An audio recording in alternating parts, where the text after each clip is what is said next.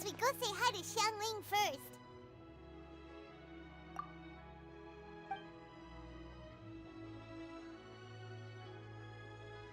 Huh? Xiangling?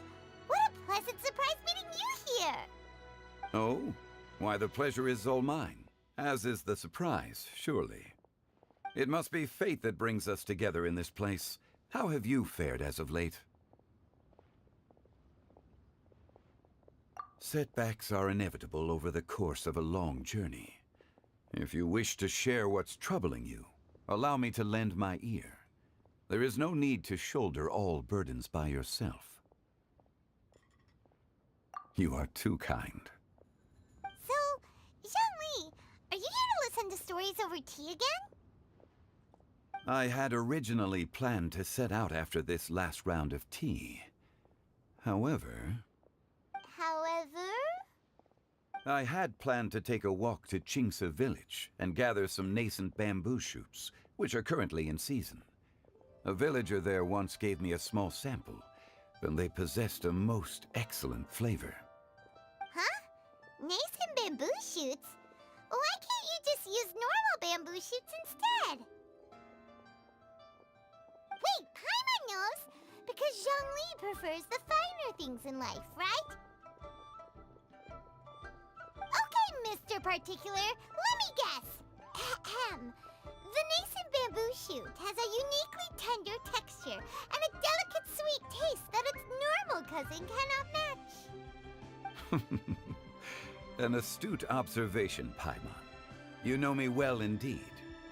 Lantern Rite is almost upon us, but besides the bamboo shoots, there are a few other items I have not yet procured from Director Hu's list. May I ask if you have already made arrangements for the days ahead? Well, we were planning to use the opportunity to say hi to some of our friends, but before we were able to figure out a schedule, we ran into you. Well then, might I invite you to imagine the sheer delight that is a soup cooked with the freshest nascent bamboo shoots in all the land. Generous cuts of pork belly and crisp, fragrant bamboo shoots placed together in the pot and left to simmer slowly for half a day.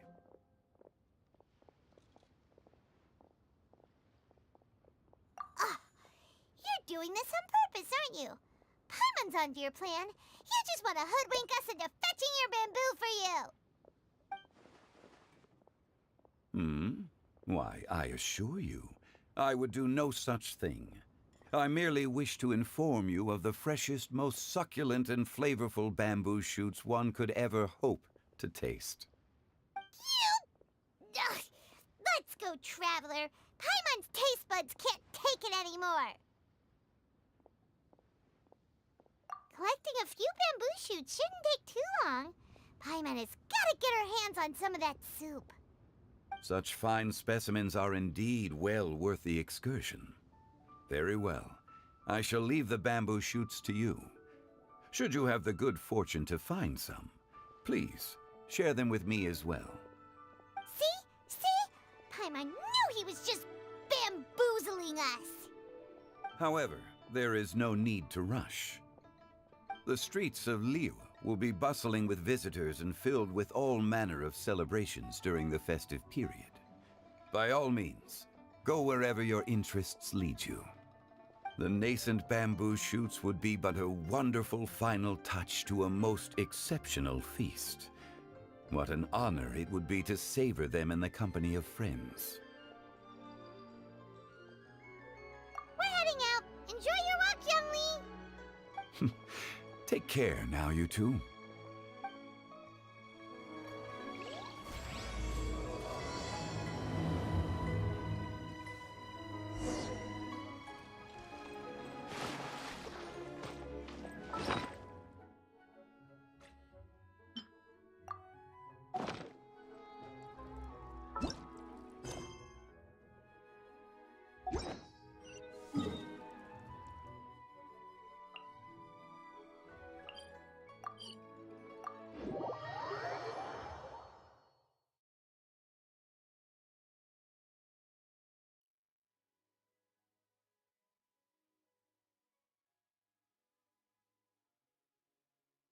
bamboo shoot, bamboo shoot, nascent bamboo shoot. Oh! This one's only just sprouted, and it looks super fresh. Paimon thinks this is the one.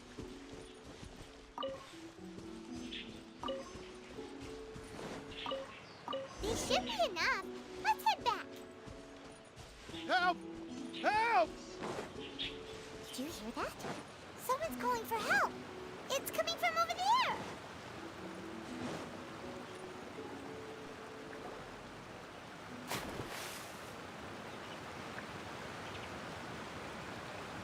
Are you okay? Did any water go down the wrong pipe?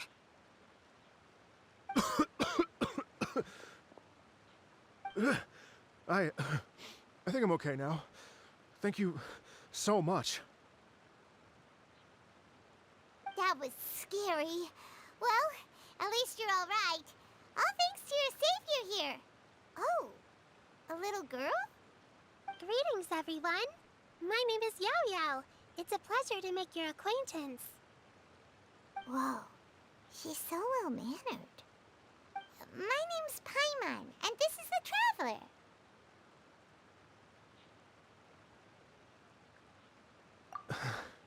I'm Dvorak, a musician from Fontaine. I came through Stone Gate intending to head towards Liyue Harbor, but then I became captivated by the beautiful scenery, and before long, I was completely lost. Just now, I was so mesmerized by the waterfall that I slipped and fell into the water. If it weren't for Miss Yao Yao's help, I shudder to think what might have happened. It's all right, Mr. Dvorak. The splashing around the bottom of the waterfall means the stone path is always wet and slippy. You definitely have to be careful. Next time you're exploring an unfamiliar environment, try to focus on what's right in front of you. Don't let your mind wander. As long as you watch your step, accidents like this won't happen anymore. Yes, ma'am. I understand. I'll remember to be more careful next time.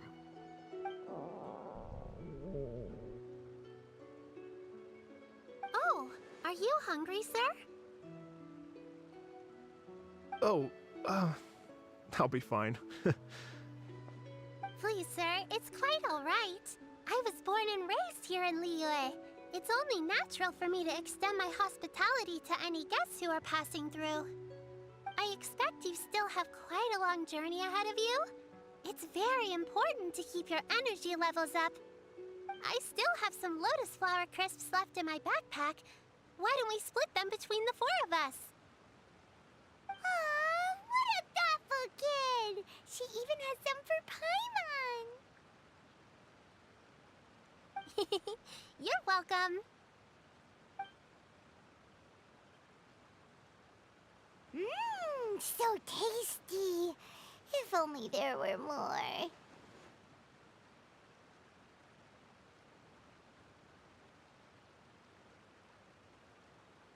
Having a healthy appetite is a good thing. It means Paimon's still growing. If I'd known I was gonna run into you, I would have made a second batch. Hope you're taking notes, Traveler. This is how you treat your Paimon. What do you think, sir? Are Liyue snacks to your taste? I wonder if they're not sweet enough. No, they're perfect. When I was traveling through Mondstadt, I had a chance to try one of their moon pies. It had a meat filling, unlike these crisps. But apart from that, it seems like they follow a similar cooking process. Both are delicious in their own way. As for Fontaine's cooking, though, it's been a long time since I've had a taste of home. Sounds like you spend a lot of time on the road, huh? I do. It's part of my job. I'm one of the main organizers of the Iridescence Tour. Iridescence Tour?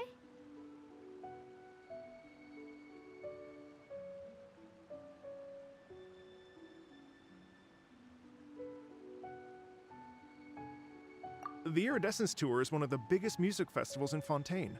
We're looking to expand, though. Our aim is to hold a festival in every nation. At least, all the main organizers share this goal. Unfortunately, It's a long story, so I'll spare you the details. But anyway, so the main reason I'm traveling all around Tavad is to promote our music festivals. But I have some personal reasons, too. Well, what are they? Just tell us already. Let me see. Well, to explain it in full, I'd have to start with a story from my ancestors. I don't want to take up too much of your time. Oh, I love listening to stories. We want to hear it too. Okay, then I'll start from the beginning. The story goes that my ancestor, who was also a traveler, once slipped and fell into a lake during his travels. As he was sinking and gasping for breath, he heard a wondrous tune in the air.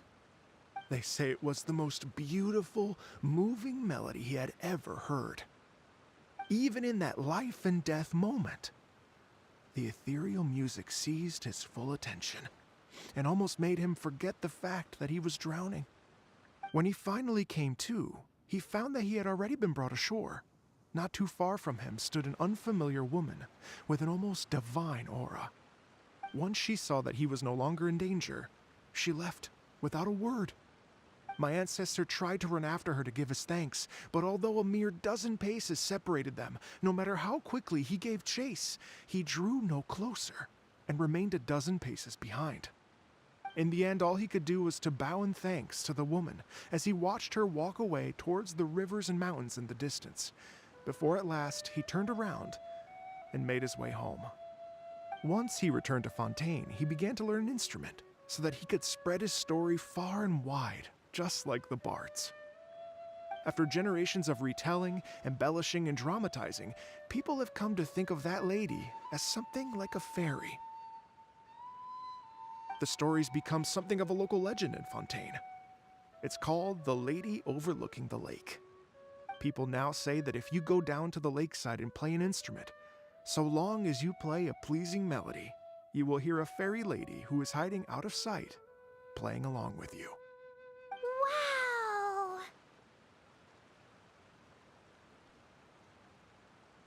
Exactly. It may just be a legend to others, but for me, it's a real part of my family history. I wanted to find out the truth of this tale, so I decided to retrace my ancestors' steps and search for that lady's modern-day descendants. Of course, there's no way of knowing where my ancestor fell into the lake all those years ago, so I always knew that the search would be akin to looking for a needle in a haystack. I've spent many years on the road now, and I'm nowhere near as fit as I was in my youth. The wish that I've spent half my life chasing after has now become something of an obsession. Well, I haven't lived half of my life yet, but still, I understand how you must feel. Paimon too! It's like... imagine if you saved the center of a lotus flower crisp, which is the best part, by the way, because you wanted to eat it another day. But then suddenly, sploosh! It falls into the water, never to be seen again! Paimon would definitely remember that for the rest of her life. There's no need to feel sorry for me. I've made some progress over the years. For example, I've concluded that the story must have taken place in Liyue. Oh, so you finally found a lead? Yes, in fact, that's an intriguing story in and of itself. I'd always known that Mondstadt is the city of song and freedom, but more recently, I heard that the Animal Archon returned to Mondstadt for a festival in the fall, and learned that he himself is a patron deity of music. So I prayed for the Animal Archon's guidance in the Mondstadt Cathedral, and as soon as I set foot back outside the front gate, I noticed a cluster of leaves being blown in the wind further and further west, towards Stone Gate. A friendly local told me that this meant the wind was guiding me in the direction of Liyue, so I followed their advice and made my way here.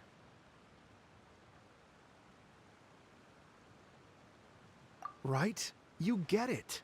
I knew I'd find someone that agrees with me eventually. Are you sure? It sounds a bit too much like one of those fake legends told by those treasure hoarder guys to scam gullible grannies from Chingsa Village. Rex Lapis has returned to the world. Just give me some incense and a little mora towards the travel fees, and I will pass your gift on to the Lord of Geo and ask him to keep you and your family safe and well. And so on and so on. Don't worry, Yao Yao. We have a lot of experience with deciphering omens and stuff. And anyway, you only got scammed if you handed over Mora, right? Actually, to express my gratitude, I did spend rather a lot of mora on several bottles of fine wine, which I left at the statues of the Seven along the way. Oh dear. Well, how about this, ladies and gentlemen? Why don't I bring you all to Yujing Terrace to see Miss Ganyu? I don't know very many people, so I can't help you out much. But Miss Ganyu and the Qixing know just about everything. If you've been scammed, they'll help you get your Mora back. And if the wind was telling the truth, and you want to keep looking for that lady's family, they'll be the best people to ask. But you've already helped me so much. Well, I was gonna take some new medicinal herbs and plants I picked to Miss Ganyu anyway, so it's no trouble at all. You know what? It's been a minute since we saw Ganyu too. It should be nice to pay her a visit before Lantern, right? All right. Well, my sincere thanks to you all. I will never forget your kindness. Okay, everyone. Please follow me. I'll be your guide. Remember to watch where you're going, okay? Uh-oh. Paimon's out of a job. Oh well. Paimon will just be a cheerleader instead.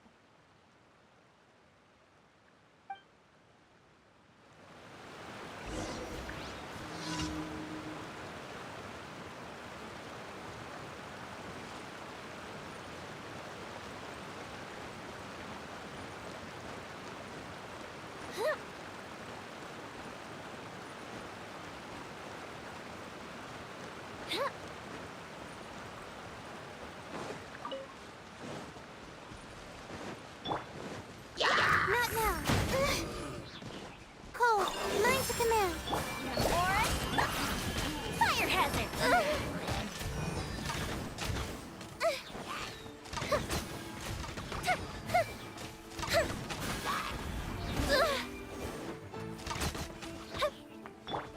The night is cold.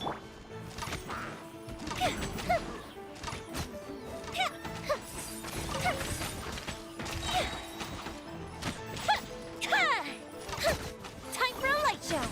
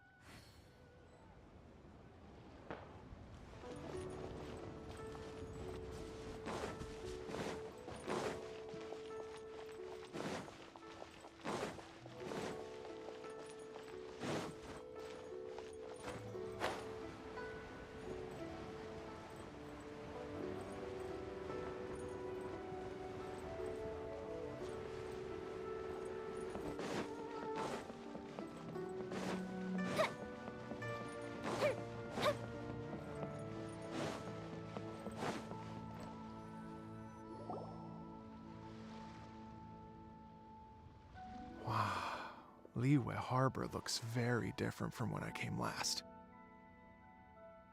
It's almost as if I'm listening to the same melody, but with a richer timbre and new variations added. Well, we are here during Lantern Rite after all. It only comes once a year, so they always have a big celebration. It's fair to say that this time of year is when Liyue Harbor looks the prettiest. Great. Let's go and check it out. I can't wait to get into the city and see it all up close for myself.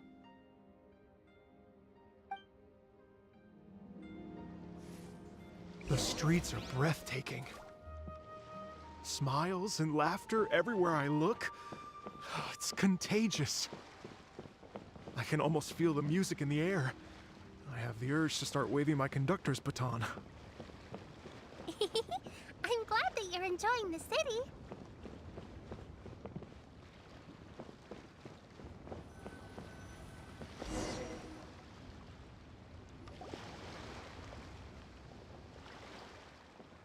Hey, everyone. Fancy meeting you all here. What a nice surprise. Hello, Xinyan. Let me introduce some new friends. They are... Traveler, Paimon, and Mr. Dvorak, right? I've known them all for quite a while. When I was last here to advertise a Liyue stop for the Iridescence Tour, Xinyan was one of the few people willing to give me the time of day.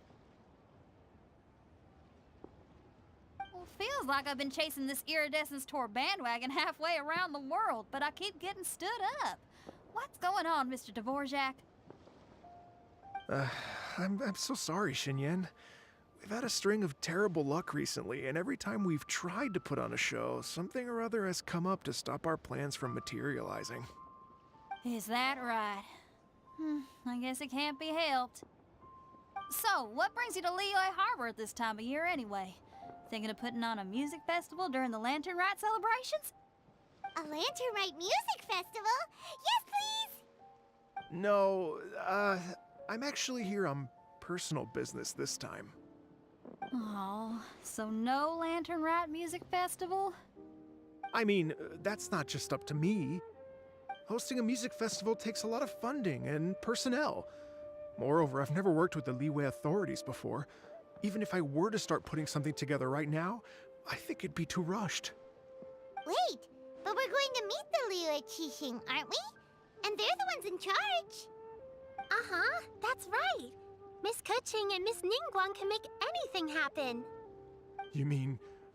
what? This is the perfect opportunity! Well, sure, it might not work out, but it can't hurt to bring it up as a suggestion. That's the spirit! See? Even the Traveler agrees with me.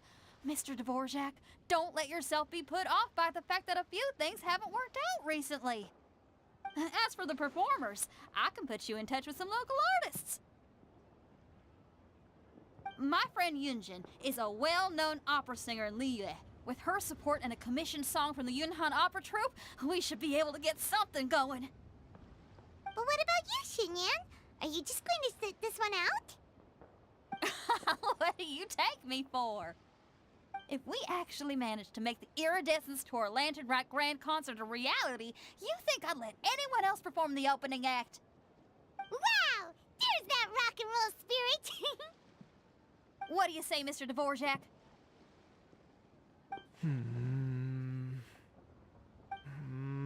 Okay. I'll give it a shot.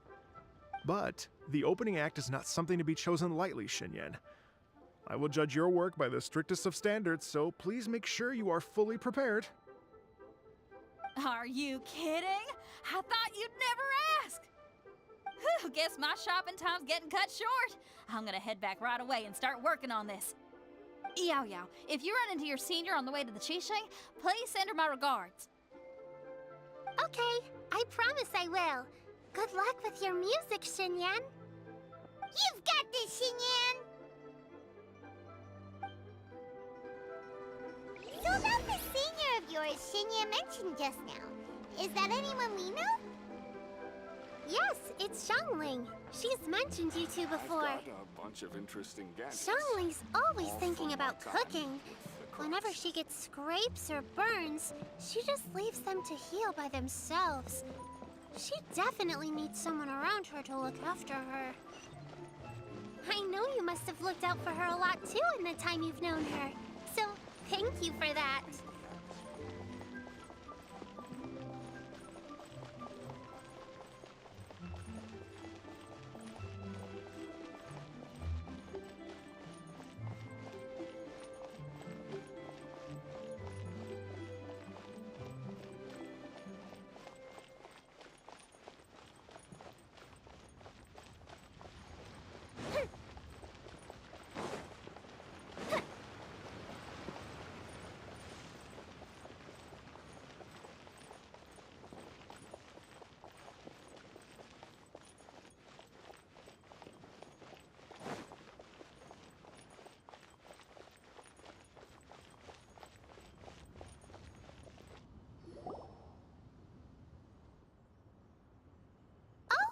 It's Master! Is it okay if I go and say hi to her?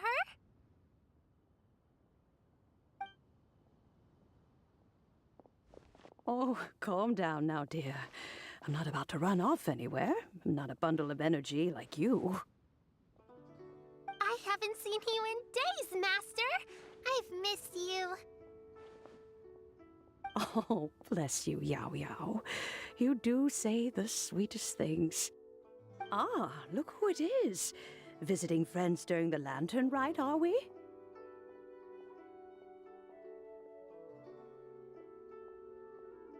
You're half right, Madam Ping.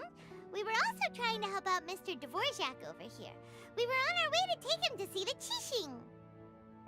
Hello, ma'am. I am a musician from Fontaine and an organizer of the Iridescence Tour. I don't suppose you've heard of it. Master!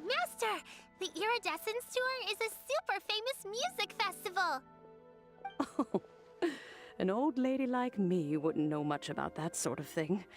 A music festival, you say? It sounds terribly exciting. Oh, right! Madam Ping, how would you feel about that? You're an elder of Liyue, and you know all about Liyue's cultural traditions. Hearing your thoughts would definitely help us figure out how best to approach it. For example, do you think it might be a bit too modern, or is there any other issue? Why, not at all. Music pays homage to history and culture, and it can also be a bridge between different civilizations. Times change, and the music enjoyed by the youngsters of today is no doubt very different from the tunes I was accustomed to in my youth. Nevertheless, all fine things in life can be appreciated. And so, I look forward to it immensely. Hear, hear. I do believe that, my own dear grandmother aside, you are the wisest old lady I've ever met. Goodness gracious, you're all being suspiciously sweet today. Yao Yao, whatever have you been feeding them?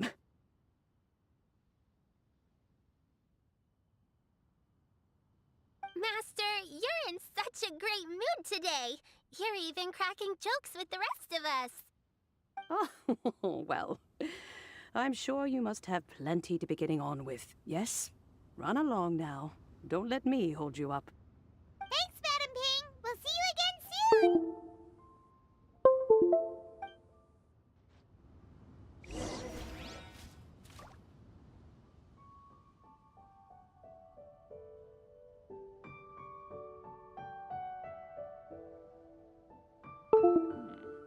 This is a peaceful neighborhood.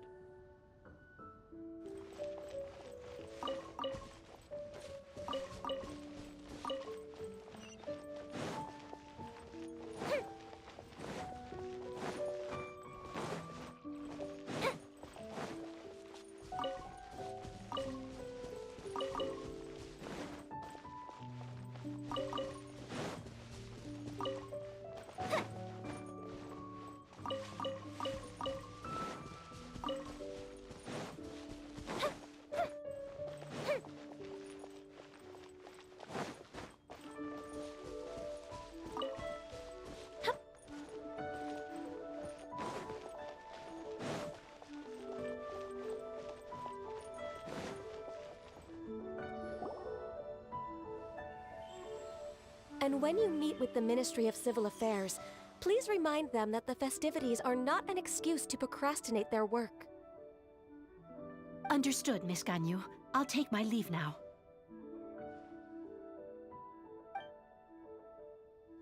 Ganyu! What brings you here, Yao Yao?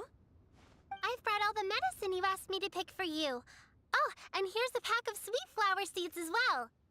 Also, these dried Qingshan leaves make a great pot of tea that's very good for you. I know you've had a lot to deal with at work recently, but you shouldn't push yourself too hard. If you're not careful, you'll end up falling asleep in the grass again. Well, this is weird. It's like a responsible younger sister talking to their disorganized older sister.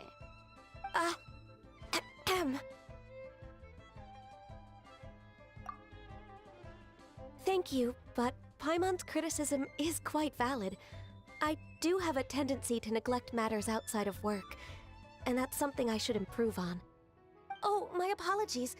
I don't believe we've been introduced. Ah, Paimon will do the honors.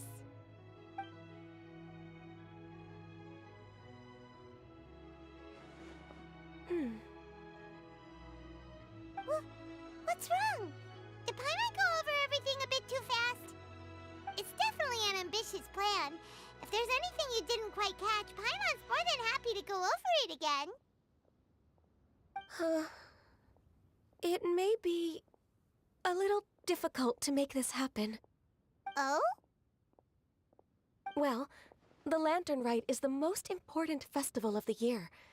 Our celebrations must not only be visually spectacular, but also appeal to the tastes of Liyue citizens from all walks of life. The Iridescence Tour is relatively unknown in Liyue. It's difficult to predict how a brand new show will be received. It would be quite risky for us to bet everything on this one music festival. All very valid points. I completely understand. Therefore, we will not replace or cancel any of our pre-existing program. However, I will submit a proposal requesting to put the Iridescence Tour special performance as the final act of this year's festivities. Some live music will certainly add to the festive atmosphere on the night of the Lantern Rite. As for the venue, let's reserve a space at the docks. Yes, my thoughts precisely. Now I just need to take some time to give this proposal some polish. As long as I clearly lay out the pros and cons, and highlight the key points of the proposal, given that Ping and the Traveler have both given the idea their blessing, I'm confident that Qixing will be sure to give it serious consideration. Mr. Dvorak, I will need to discuss with you the number of musicians who will be coming to Liyue, as well as their catering and accommodation requirements. Oh, yes, certainly. Let's step to the side and discuss further.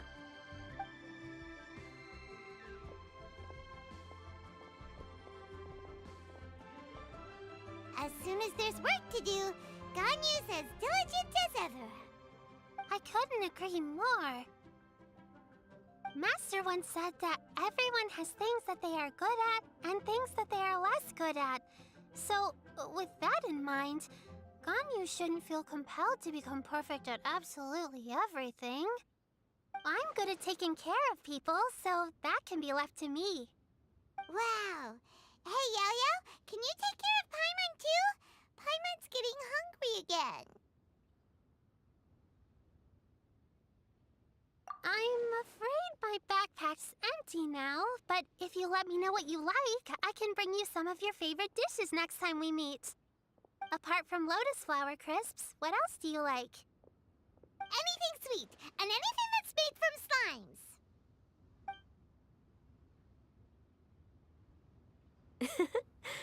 Here's what I've drafted so far. Anything else you want to add? No, this is excellent. I'm racking my brains, but I don't think you've missed a single thing. Perfect. Then we'll leave it as is. I'll go make an official copy. Oh, perfect timing. We were just wrapping up our discussion here. Not at all. Every second counts for a complex proposal such as this. I will inform the Qixing of this development immediately. Please give me a moment to pass on the message. Yao Yao, thank you for bringing my herbs. I will make sure to take them. Remember to make tea from them first, Ganyu. You mustn't just chew them raw. I will. Okay, I should be getting back. If Yao-Yao stays out for too long, Mom and Dad will be worried sick. Everyone, I'm sure that the music festival will go off without a hitch, so don't worry.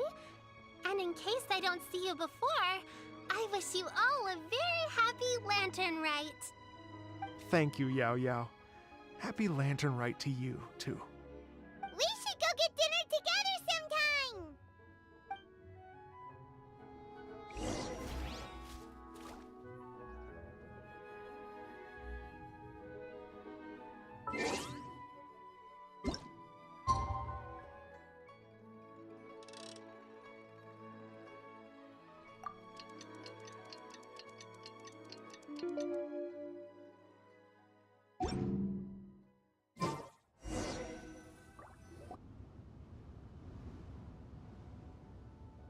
Greetings, Traveler, Paimon, and Mr. Dvorak. Call me Kuching. Ganyu has brought me up to speed on everything. I'll get straight to the point.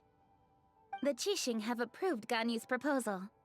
Over the next few days, I will be working with Mr. Dvorak on behalf of the Qixing to facilitate the organization of this concert.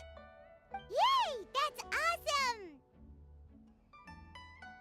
awesome! Please. The Qixing have a duty to deal with matters such as these. We have merely moved things forward to the next step. On a more personal note, I am an avid supporter of all things new and innovative. As such, it is my privilege to work with you on this exciting project. Thank you so much, Kuching. I'd become quite discouraged after our recent failures and was expecting the same outcome once again, so I didn't dare to get my hopes up. Never in my wildest dreams could I have imagined this going so smoothly. It's like a dream come true. Right. Time for me to call in the performers. To stage a concert at a high-profile event like this is a rare opportunity. We'll make sure it's a night to remember. Yes! Our music band's finally getting fired up! Yes, indeed. I know exactly what I'm doing from here. For a musician, music will always be the language they are most fluent in. Oh, that. That can wait for another time. Oh, Ganyu? What's wrong? they told me all about Mr. Dvorak's situation, but I was so engrossed in drafting the proposal that I forgot all about it. Oh, that's quite all right. I don't even know what the person I'm trying to find looks like, so it was always going to be a long shot. Don't worry about me, Ganyu. Your time and energy are needed elsewhere. I'm sure you already have plenty to deal with between this concert and everything else going on during the Lantern Rite. Thanks. It was just that I had a few initial thoughts when I heard your story. For instance, I wonder if this lady your ancestor met might have been an Adeptus. What do you think? To tell you the truth, Mr. Dvorak, I am somewhat related to the Adepti myself. I am part human and part Qilin. The Qilin is an illuminated beast. I know how important your quest to get in touch with your roots must be to you, because I've been there myself before, trying to find out where I belonged. Did you say the Adepti? And you're illuminated beast? Part Qilin? Are you telling me all the rumors of the Liyue Adepti are real? So it's not just artistic license? You bet they're real! Trying to track them down is tough, though. Like Julian Karst itself. There's nothing specifically stopping you from going there, but getting in and out of there is quite an ordeal. Yes. Anyway, if you're looking to uncover a lost melody or shine light on a forgotten aspect of Liyue's cultural history, I'm probably not the best person to ask. But if it's a person you're looking for, then I just might be able to help. I see. I think I understand the situation now. In that case, Ganyu, shall we divide the work between us? Yes, that was also my thought. Great. So Mr. Dvorak and I will concentrate on things here in the city to make sure the concert goes according to plan. In the meantime, Ganyu will reach out to her network and try to find the person he's looking for. How's your workload at the moment? Will you be able to make time? I can probably get through everything in 2 days, as long as I don't sleep. Wait, what do you mean as long as I don't sleep? Even for someone with illuminated beast blood in their veins, working for such an extended period without a break will take its toll on your health. Somehow that does not sound persuasive coming from Kuching. Be it but 3 moons from the start, he who returns is not he that departs. Even I know the importance of maintaining a healthy work-life balance. In that case, 3 days. All right, I can work with that. If you have the time, would you join me for this search? You're well known to many of the Adepti and respected among the people. I'll feel much more at ease with your company. Okay, then let's meet back here in 3 days. Watch this space, Mr. Dvorak. We'll get to the bottom of this. You're all so helpful and kind. I just... Just think. Imagine if we found the Adeptus lady, or one of her descendants, and got them to come to the performance. Wouldn't that be amazing? It'd be such a happy reunion. And that's exactly what this festival's all about.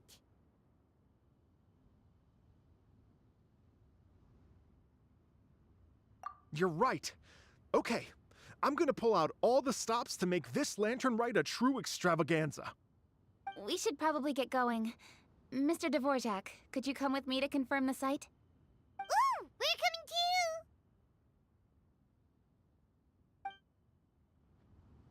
too! I was wondering, what are your thoughts on music? What does it mean to you?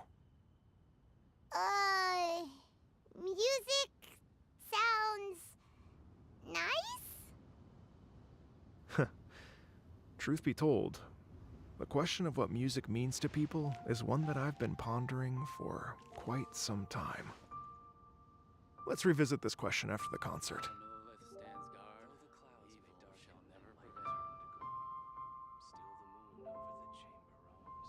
Have you ever kept goldfish as pets? They're very cute.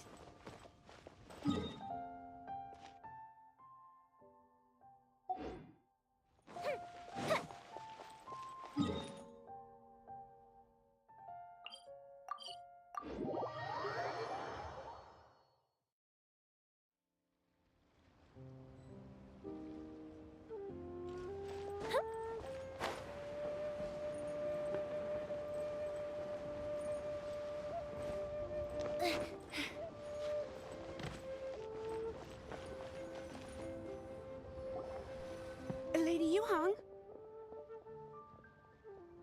Baiwen, what is it?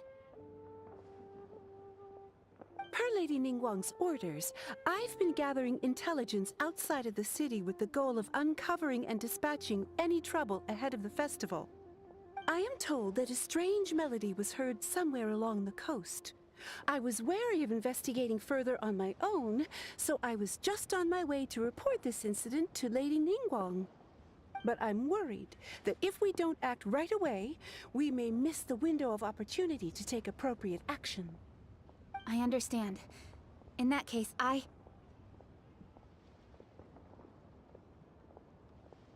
Kuching, you're busy enough as it is. There's a ton of different things in the city that needs your attention. Leave it to us. Don't worry. Whatever it is, we'll definitely be able to handle it. Well, she will handle it. With the Traveler on the case, it's as good as dealt with. Thank you. This will be a great help. I will inform Lady Ningguang about the situation. Once it's resolved, please come and find me again at Yujing Terrace and let me know. Will do. And say hi to Ningguang for us. you have my thanks too. Stay safe and come back as soon as you're finished. Good luck.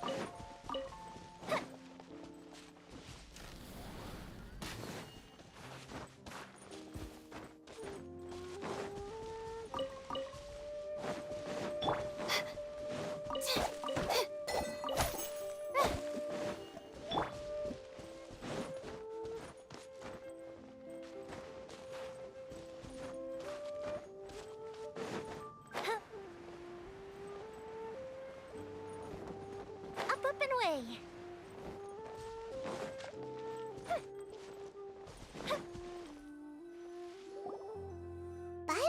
this strange tune was coming from around here, right? But Paimon doesn't hear anything. There doesn't seem to be a soul in... I was just wondering who in their right mind would come out to a place like this. So, it's you two. Yeon! How'd you sneak up on us like that? You nearly gave Paimon a heart attack! You look pretty alive to me. Can't have spooked you that bad. Fair enough. Ah, you're here for that too? Saves me a bit of explaining. Come with me. I've already reconned the perimeter, so we should be safe.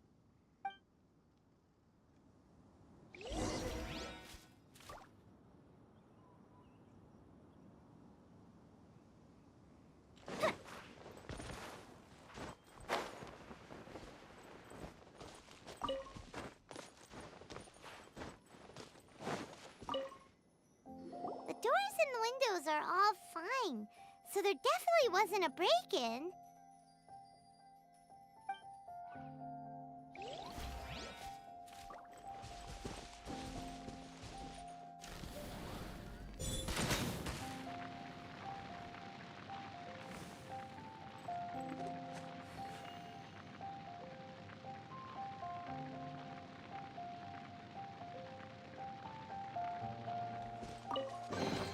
Oh, will we find any firework materials in here?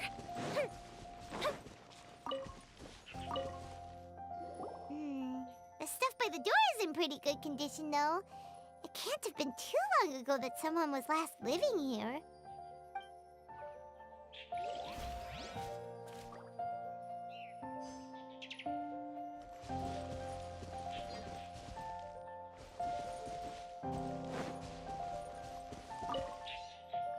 This place is completely empty.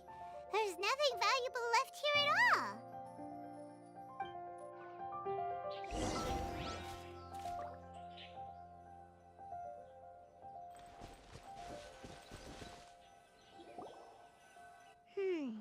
How strange. It looks like it's been looted, except for the fact that there's no sign of a struggle. The bad guys could have sneaked in while the owner was gone, but then how do you explain why the door and windows are intact? Seems you've done a pretty thorough inspection. So, any theories on what might have happened here? Yeon, you didn't hide some of the evidence from us on purpose, did you? Why would I make this more difficult for you? We're on the same side here. Okay, well... Paimon gives up then. Paimon's got nothing. What about you? Give up as well? Your instincts are pretty good. Or perhaps it's not instinct. The strange melody is one of the few pieces of information you have available, after all. Let me share a folk story with you. A long time ago, there used to be a group of bandits in the Liyue countryside who would sound a horn every time they were about to raid a village. But it wasn't a rallying cry to rouse their fellow men. It was a disconcerting tune, meant to intimidate the weak and warn them of their impending doom. To escape with their lives, the villagers would abandon their homes and flee overnight, taking only their most valuable belongings with them. Everything else was left behind. The bandits were eventually brought to justice, but the fear and trauma remained in the villagers' hearts. Whenever they heard that melody, they would feel like their lives were in danger once again, and flee immediately. The culprit of this crime exploited that very fear to get access to this house without having to force their way in.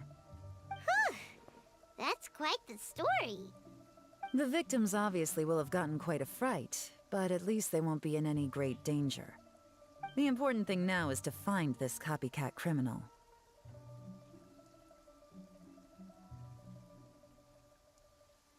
On any other day, that'd probably be a good idea. Take a look around and you'll see what I mean. This criminal is clearly well-versed both in using music to commit crimes and in making a clean getaway.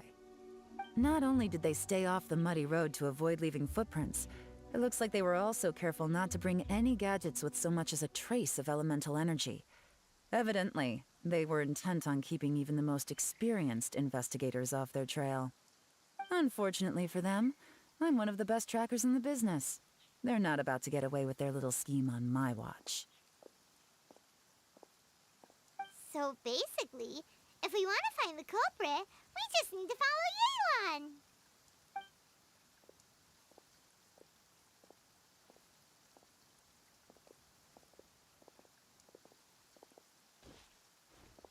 Mm-hmm.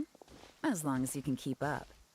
Since the culprit's trying to be cautious and low risk, I'll bet they left through an area with some vegetation for cover, but not so much that it would slow them down.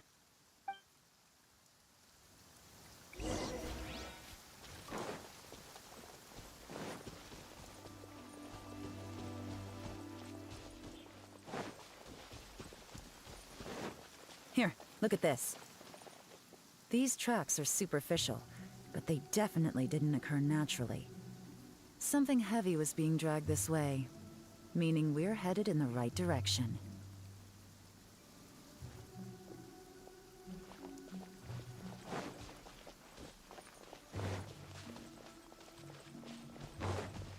Huh. Their pace is increased. Normally, people carrying a heavy load slow down as their journey goes on and they start to tire. Whatever's motivating them to speed up must be psychological. For instance, reaching the home stretch.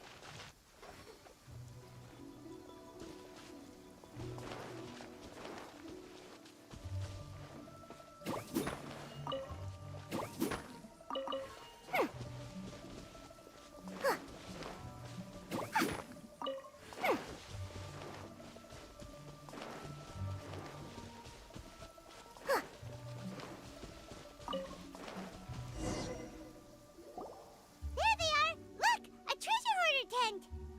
Ugh, not the treasure hoarders again! And so close to Lantern Ride, too! 'Tis not the season for their antics! Come on, let's round them up.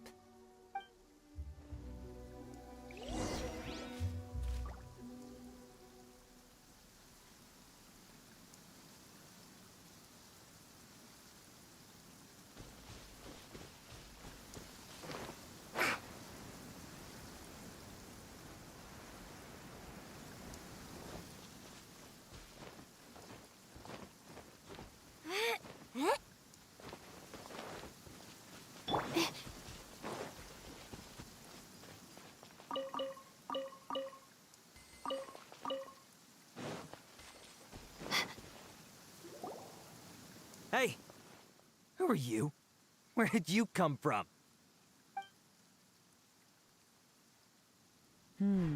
The evidence is conclusive. Okay, confess and we'll go easy on you. My patience is running low, so why don't you do us both a favor, You kidding me? You think I'm scared of you? Perhaps not, but you should be.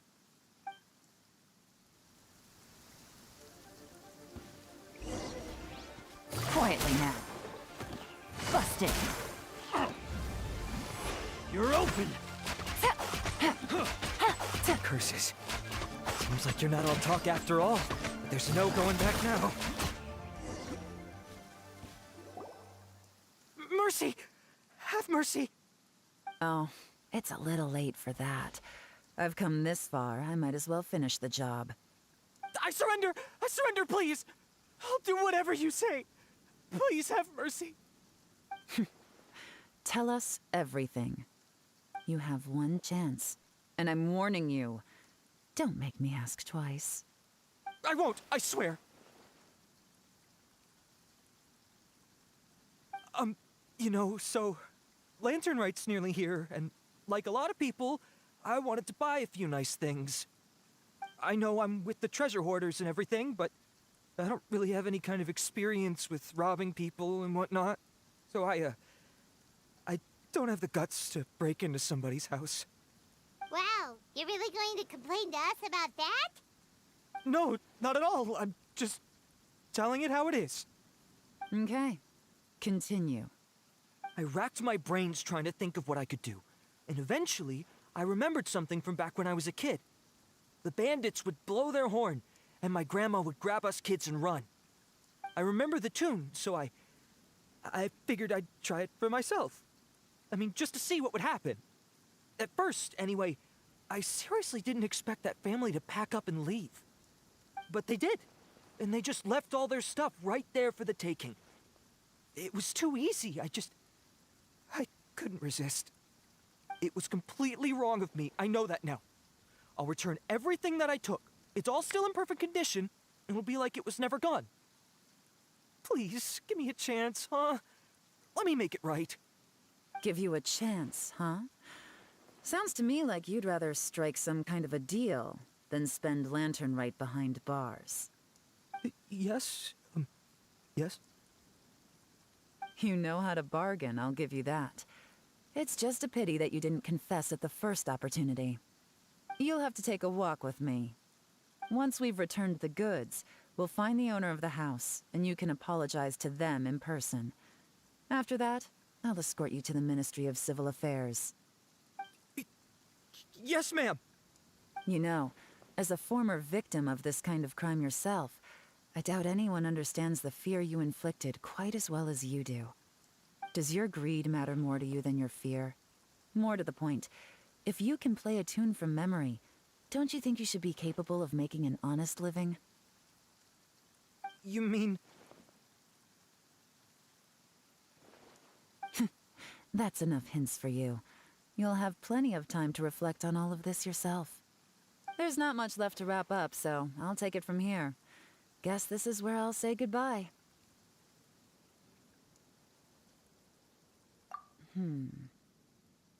What is it? Is there something else? I'm still not sure how you first got your hands on this information, so play it safe when you get back. Don't mention to anyone that you ran into me out here. You helped a lot with the investigation and arrest anyway, so it's perfectly fair for you to get all the credit. Just take it. It works better for me, too. See you when I see you, and happy Lantern Rite. Yeon's such a pro at this. With her taking it from here, it's as good as resolved. Whoosh! Random event, a strange melody, complete. Although, it's kind of a shame that we never got that treasure hoarder guy to play the melody again. Right? How could anyone not be? When we were chatting with Mr. Dvorak, music seemed like such a positive thing. And most music is, right? It can help us relax, feel all warm and fuzzy, recall happy memories, or even just think happy thoughts. Paimon never imagined that music could be used to commit crimes.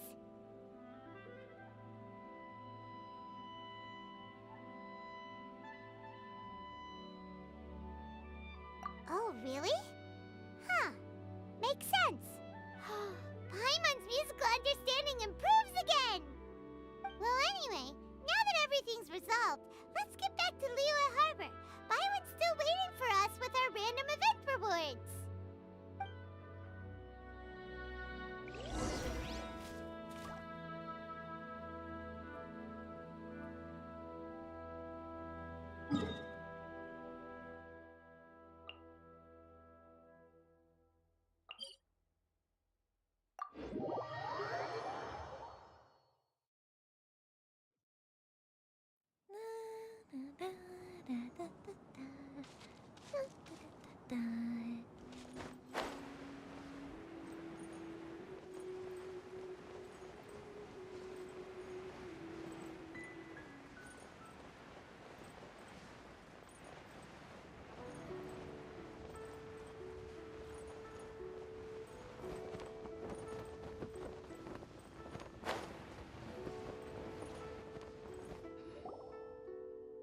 Byron, we're back! Everything's all sorted! That's great news. Oh, please wait here a moment if you would be so kind. Lady Ningguang instructed me to advise her upon your return.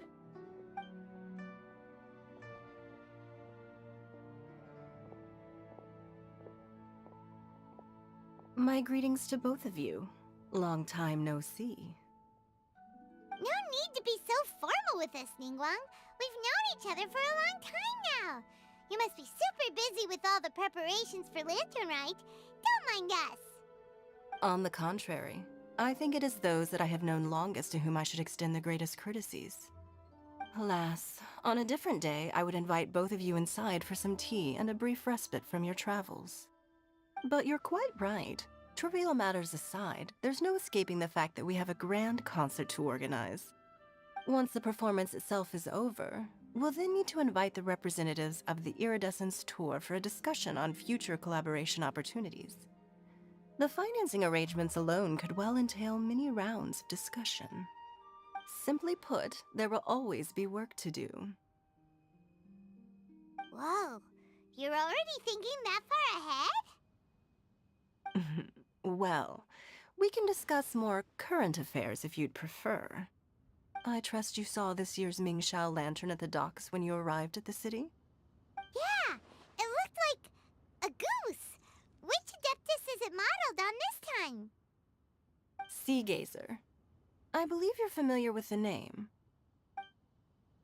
Legend holds that he was free-spirited and easygoing.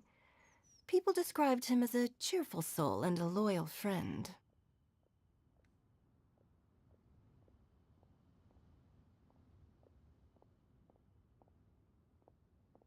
On this marvelous lantern rite, we pray that the fallen heroes may be guided home. If the sound of music can flow like the rivers and streams into every corner of the land, perhaps the souls of those who have gone before us will hear the song of a new era. I wonder whether the melodies will be to their liking. Oh, they're gonna love them. I'm sure of it. At least, if the guy you mentioned is anything to go by, the Adepti and heroes of the past sound like a positive and free-spirited, cheerful bunch. They're sure to be open to new music. Well, let's hope so. I heard that you'll be going on a search with Ganyu to find the descendants of a fairy lady from a Fontaine legend. I'm sure this quest to uncover the truth behind an ancient story will turn into a most charming tale. Do share it with me, won't you? I couldn't bear to miss out.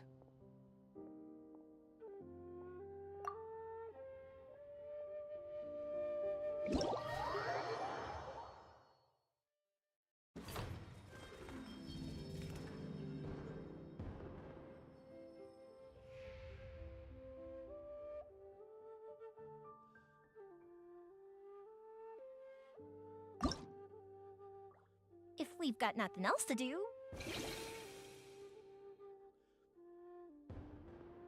Why don't I tell you a story?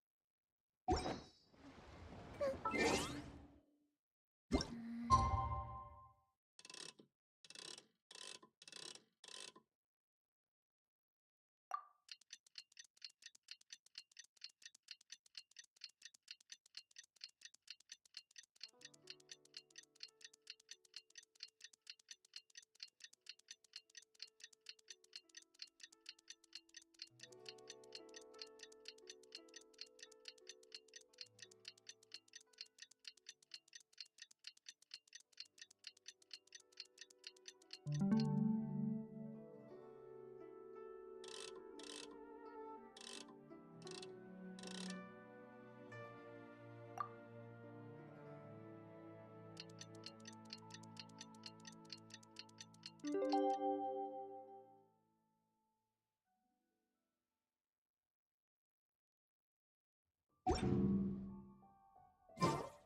like it's about time for us to meet up with Ganyu. Let's head to Eugene Terrace.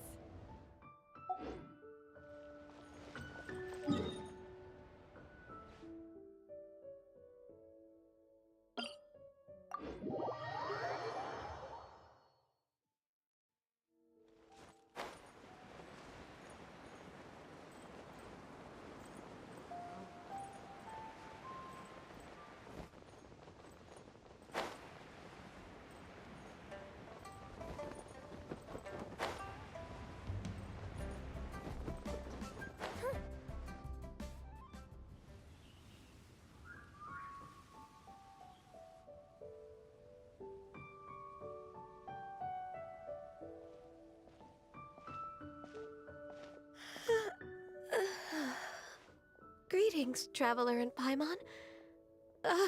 What time is it? Are you okay, Ganyu? You were nodding off there. Didn't you sleep well last night? I'm fine. Don't worry about me. Let's discuss the matter at hand. Since last time, I've been thinking a lot about the story Paimon told me. In essence, someone rescued a drowning man and performed some music. If that were all there was to it, it could have been many people, human or Adeptus. But the tune was allegedly so wonderful that the drowning man forgot about everything else, even his own impending death, and only came to his senses after being brought to shore.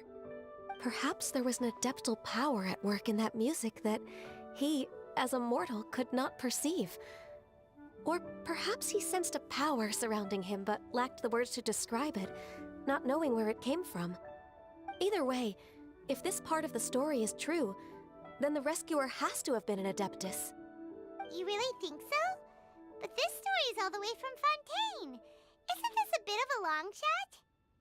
Also, Paimon's really curious about how people from Fontaine think this fairy lady looked.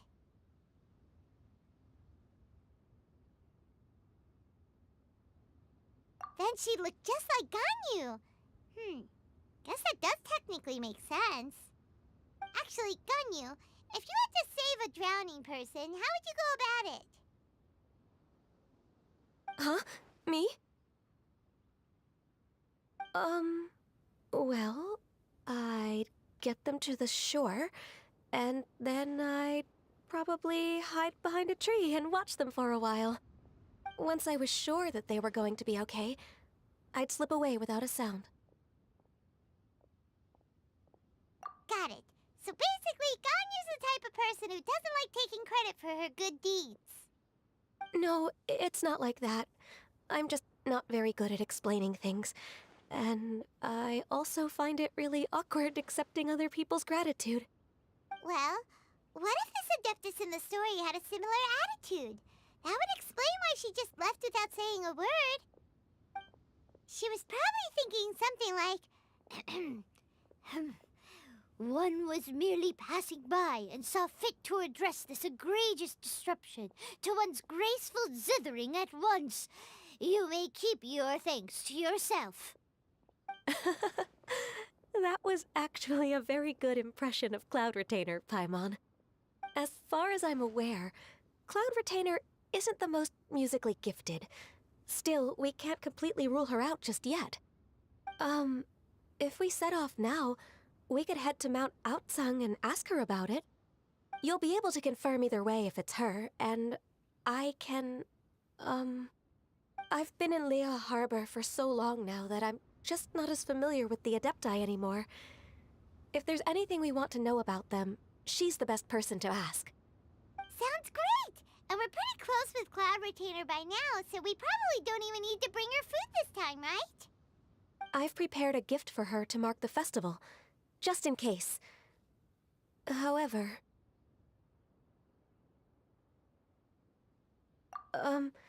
Cloud Retainer spends most of her days studying mechanisms in her abode.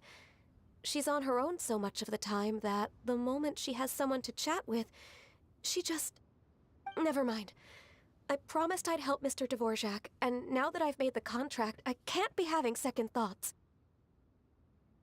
Traveler, Paimon, let's set off for Cloud Retainer's abode.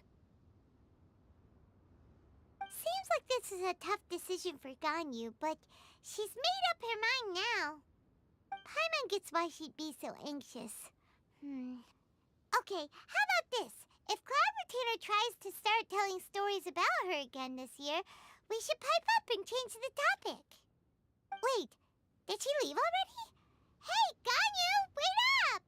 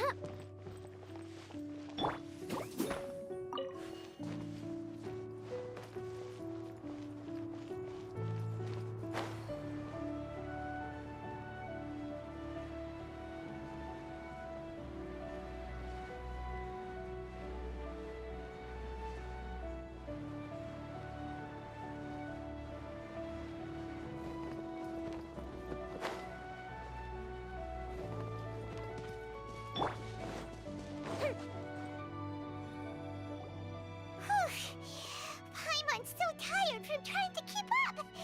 Don't either of you need to take any breaks? I can't believe it. Cloud Retainer is not here. Huh? Did we miss her? She doesn't like to travel, so in the past, it's always been the other Adepti who come to visit her during the festivals. Somehow Paimon doubts that anything could cause serious trouble for her. True. Now that I think about it, Cloud Retainer would be quite capable of taking care of anything on her own. There's no need to worry about her. Since she's not here, I guess the next step is to check all the other Adepti abodes, one by one. Uh-oh. Will it involve a lot more traveling?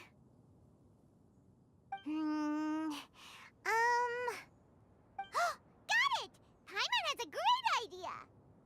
Please go on, Paimon. Our goal here is to find the Adeptus that helped Dvorak's ancestor, right? We can't hear any music right now, but if she's really as nice as the story suggests, she'd definitely come to help anyone who was drowning, right? Yes, I think that's fair to say. So, all we have to do is get the Traveler to pretend to fall into the water, and the Adeptus will come to the rescue! You know perfectly well that Paimon can't swim! Paimon would sink like a rock! Just trust Paimon! The water's pretty deep over there! Quick, swim to the very center!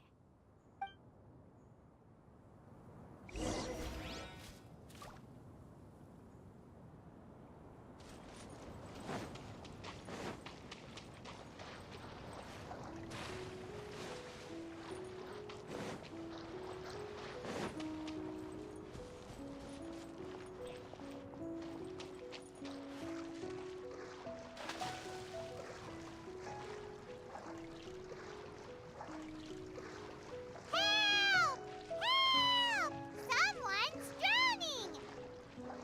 If only there was a kind-hearted Adeptus here to save us! Oh no! Whatever will a Paimon do?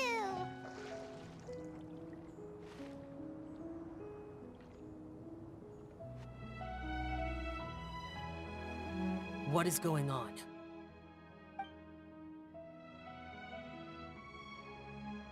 How do you feel right now? Shenhe!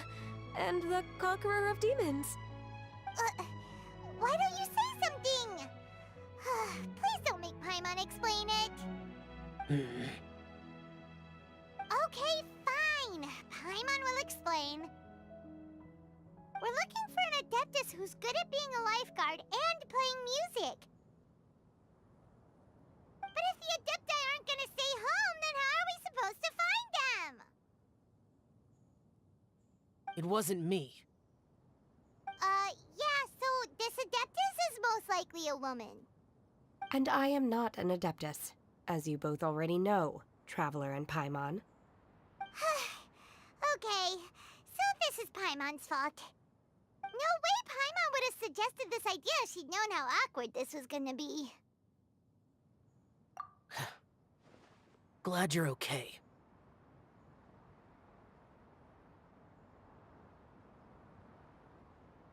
As far as I know, the one you seek is no Yaksha. And one last thing.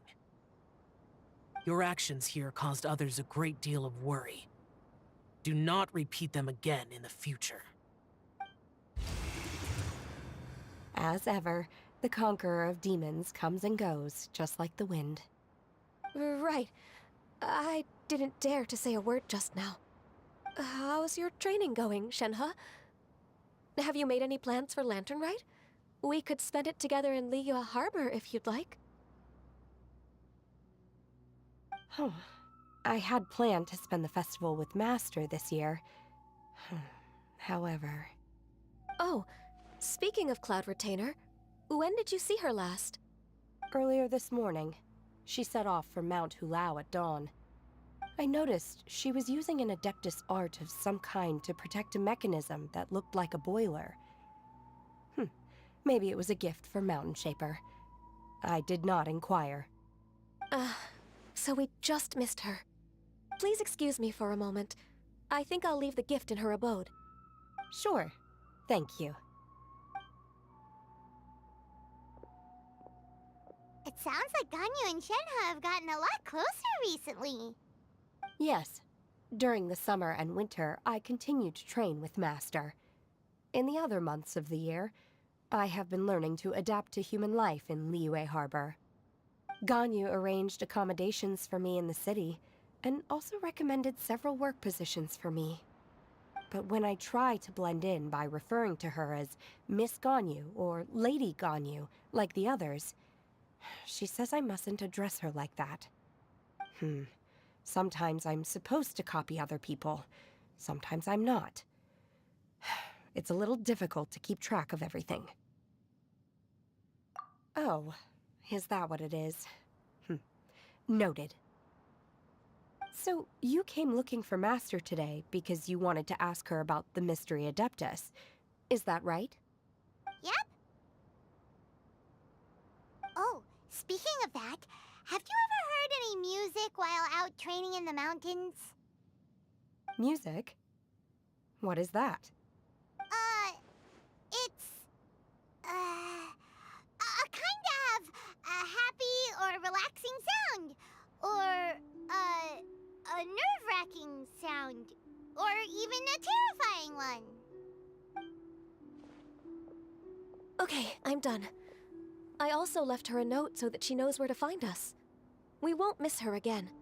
Yay! That's really helpful, thanks! We were just talking about this thing called music, and based on Paimon's description, I do believe I hear it every day. Please follow me. Oh, really? Great, let's go!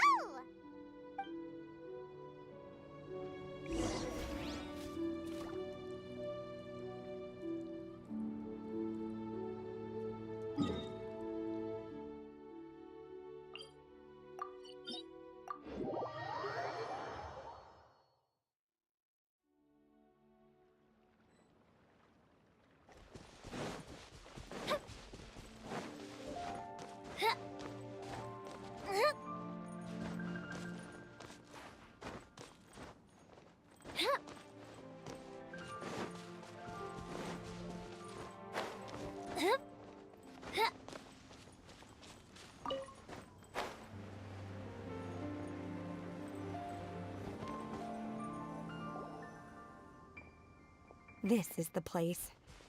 I enjoy training here to the sound of music.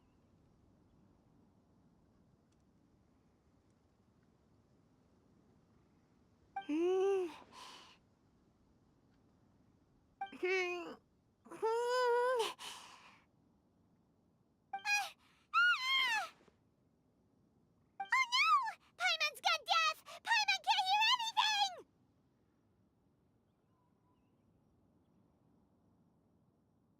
Oh, whew! Paimon hasn't gone deaf after all! Paimon heard you when you just spoke.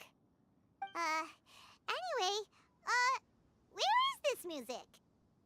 The faint sound of birdsong, the quiet murmur of the streams. These are relaxing sounds.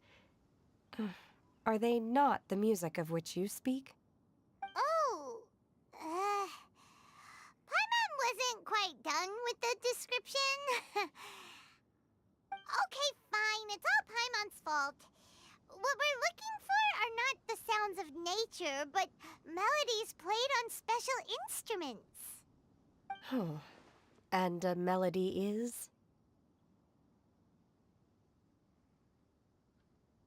Huh? Hey, why don't you just sing that one melody Shen has heard before? It'll probably help her to understand what we're talking about.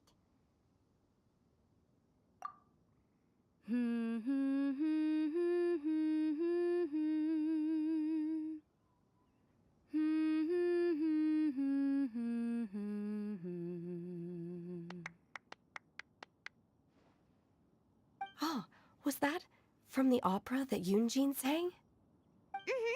That was a melody, and melodies can be called music. It felt like I was transported back to the past.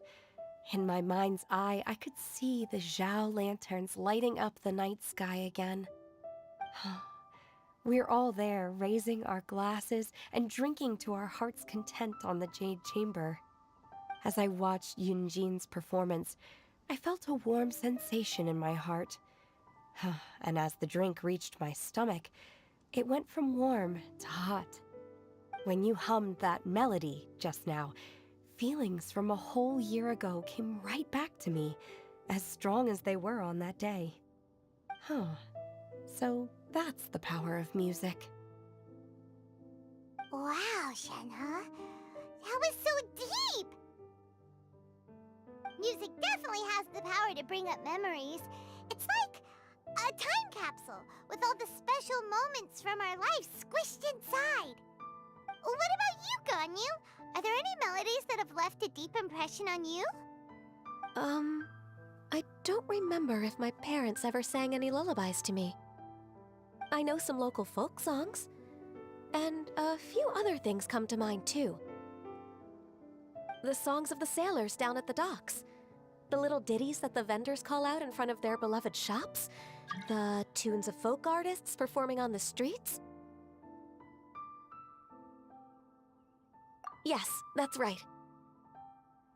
In the past, whenever I heard the sound of those tunes, I always felt that they were worlds apart from me.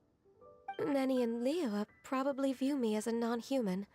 And they are right, in the sense that I never could connect with humans' artistic expression and their sentiments. So I haven't been able to integrate into their community and be a part of their lives. At least, that's the view I held in the past. Only more recently did I start to realize that the only barriers are ones that I have erected with my imagination. The way those melodies make me feel isn't all that different from other people after all. They're about mundane details of everyday existence, life's ups and downs, joys and sorrows. Even though we come from different backgrounds and have different stories to tell, when it comes down to the most common things that we see and experience around us each day in the city, in that sense, we're all the same. You go, Ganyu! You're really making progress. You have loads of friends in Liyue Harbor when you think about it. Like, okay, maybe some are more like coworkers and bosses. But at the very least, Keqing and Shenhe are your friends now, right? Yes, I am. Technically speaking, we should refer to each other by the conventional forms of address used among fellow disciples. But now that I know what constitutes a friendship, I do believe we are more friends than co-disciples. Thank you, everyone. Once the days are warmer, I would like to host you at my home in the city. Please invite Kuching as well. I've planted many types of flowers. I'm sure some of them will be to your taste. You are too kind. I couldn't possibly. Nonsense. You are my friend. I have cultivated and cared for the flowers just as you taught me. Once you've seen them for yourself, I am sure you can advise me how to do an even better job next time. I will save some for decoration. We can feast on the rest. Then, thank you in advance. Wait, what is that saying again? If you insist? Do people say that? I'm not completely sure either. It doesn't matter, okay? You got the point across. No need to split hairs. Paimon's more concerned about your idea of a girls' night out. Eating flowers? Really? Does this have anything to do with you both being the disciples of that illuminated bird? Who dares refer to one not by one's Adeptus title, but merely as that illuminated bird? Master. Our greetings, Cloud Retainer. Ah! There it is! The illuminated bird has landed! Double humph. Now she has the gall to use it rather than she, even after being chastised once already? Barely a moment has passed since we last met, and yet your impertinence has reached new heights. Very well. If you refuse to learn your lesson, one shall scold you no further. One has received your message from Ganyu. On the matter of the Adeptus you seek, one suspects to know their identity. Well, shall one lead the way?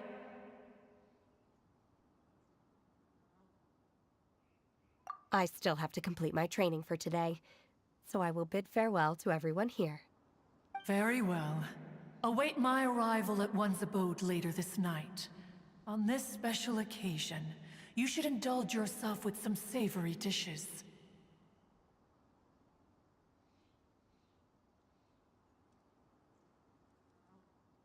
If you want to release a Shao Lantern, come and find us anytime. Thank you, everyone. Happy Lantern Rite to you too.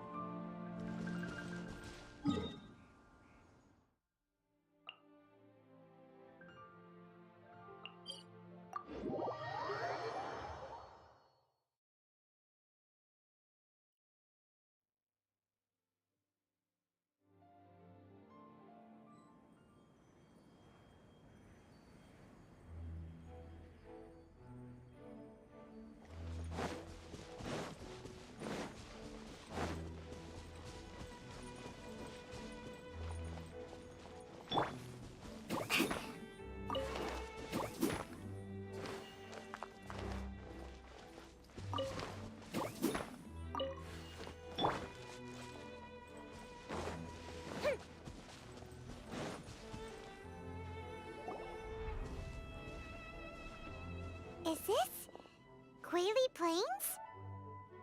Cloud Retainer, why did you bring us here?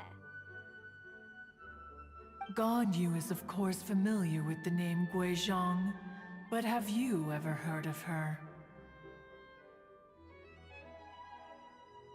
Guizhong is another name of Agentis, the god of dust. She was extroverted in nature and adored social gatherings and inventions alike. Long ago, this region was yet a prosperous assembly. Gui Zhang often invited her friends to visit her home, reserving for us seats around the largest stone table. Sea Gazer would always bring out his latest treasure and place it upon the table. He could be quite the braggart. Though usually a mild-mannered fellow, when it came to those collectibles he was so fond of, he always loved to show them off.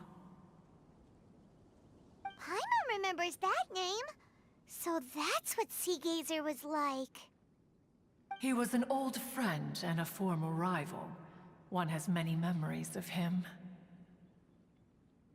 Once he had brought out the treasure, it would predictably become the center of attention. Neither Gui Zhang nor One was content to let him just steal the spotlight.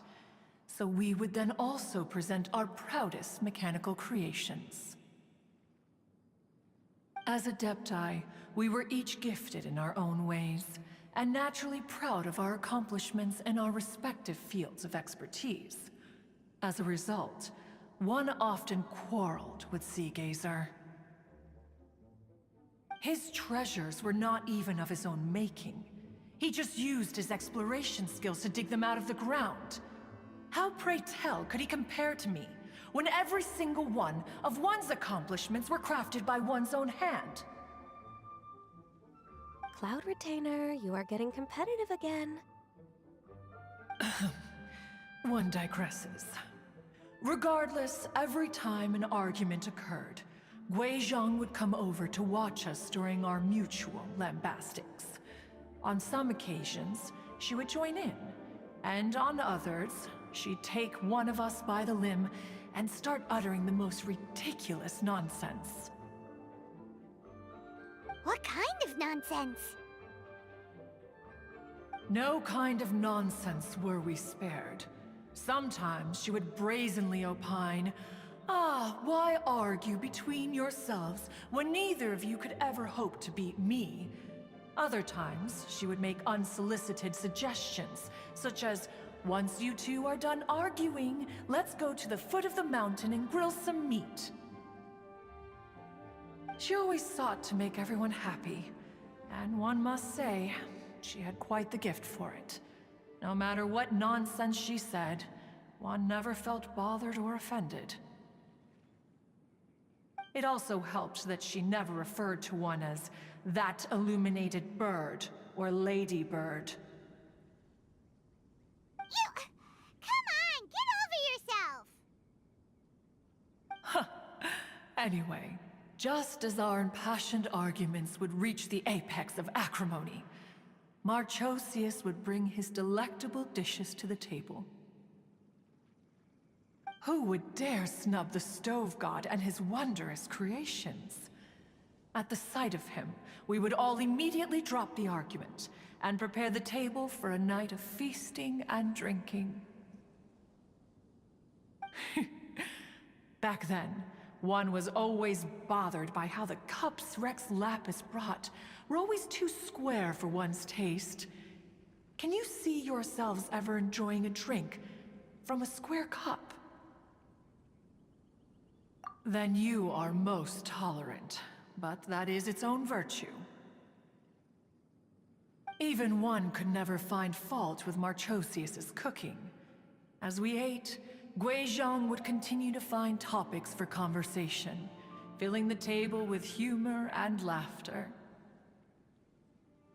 Each of those old fossils had their character flaws and points of obstinacy. So why was it that whenever we dined together, we always had a marvelous time?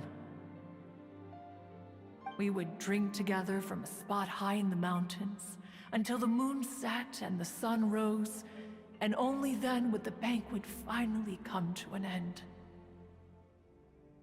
Streetwood Rambler would often remain to admire the flowers with Gui Zhang before returning to her own abode. The glaze lilies were far more abundant back then. Entire fields of them would appear to the eye as a veritable sea of flowers. Streetward Rambler? That would be Ping. You probably know her as Madam Ping. Oh, okay.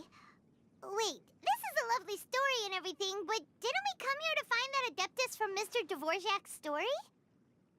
Or are you saying that it was Guizhong? Didn't she, already, Alas, long has one avoided this place for precisely that reason. The sights here are a reminder of a time long gone, and evoke much sorrow.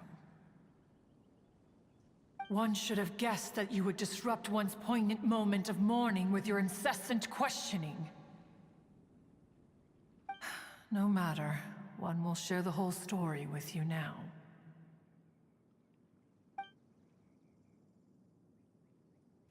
In times gone by, one quarreled oft with Guizhong concerning mechanical principles.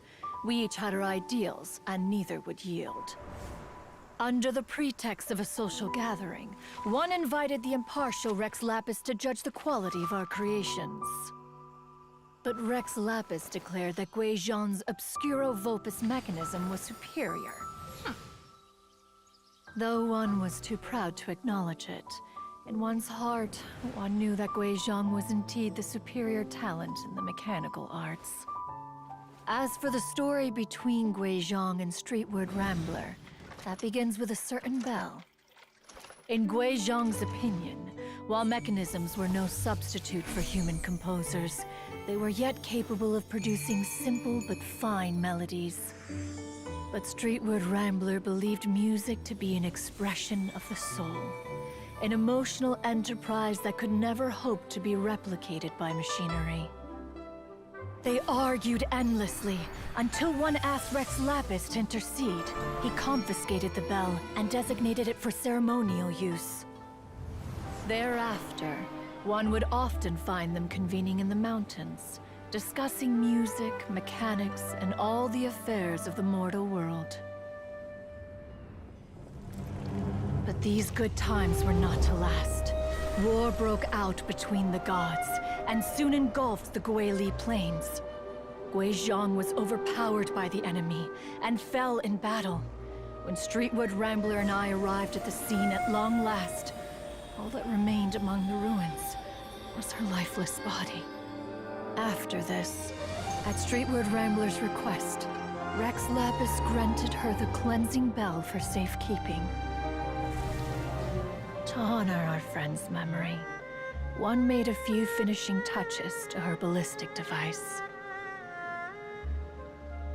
Many lantern rites have passed since then. Many greetings and goodbyes. Upon what do you gaze? The Guili Plains? No. It's everything.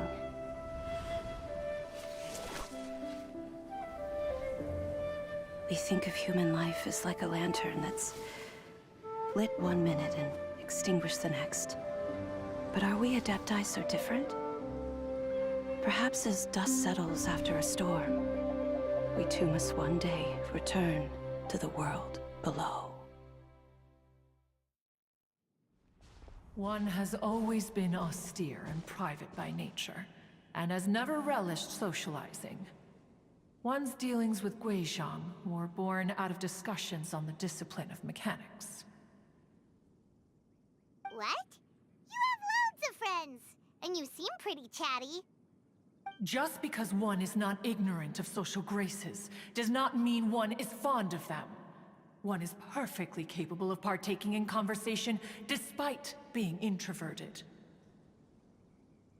But in the end, one is nothing like Streetward Rambler.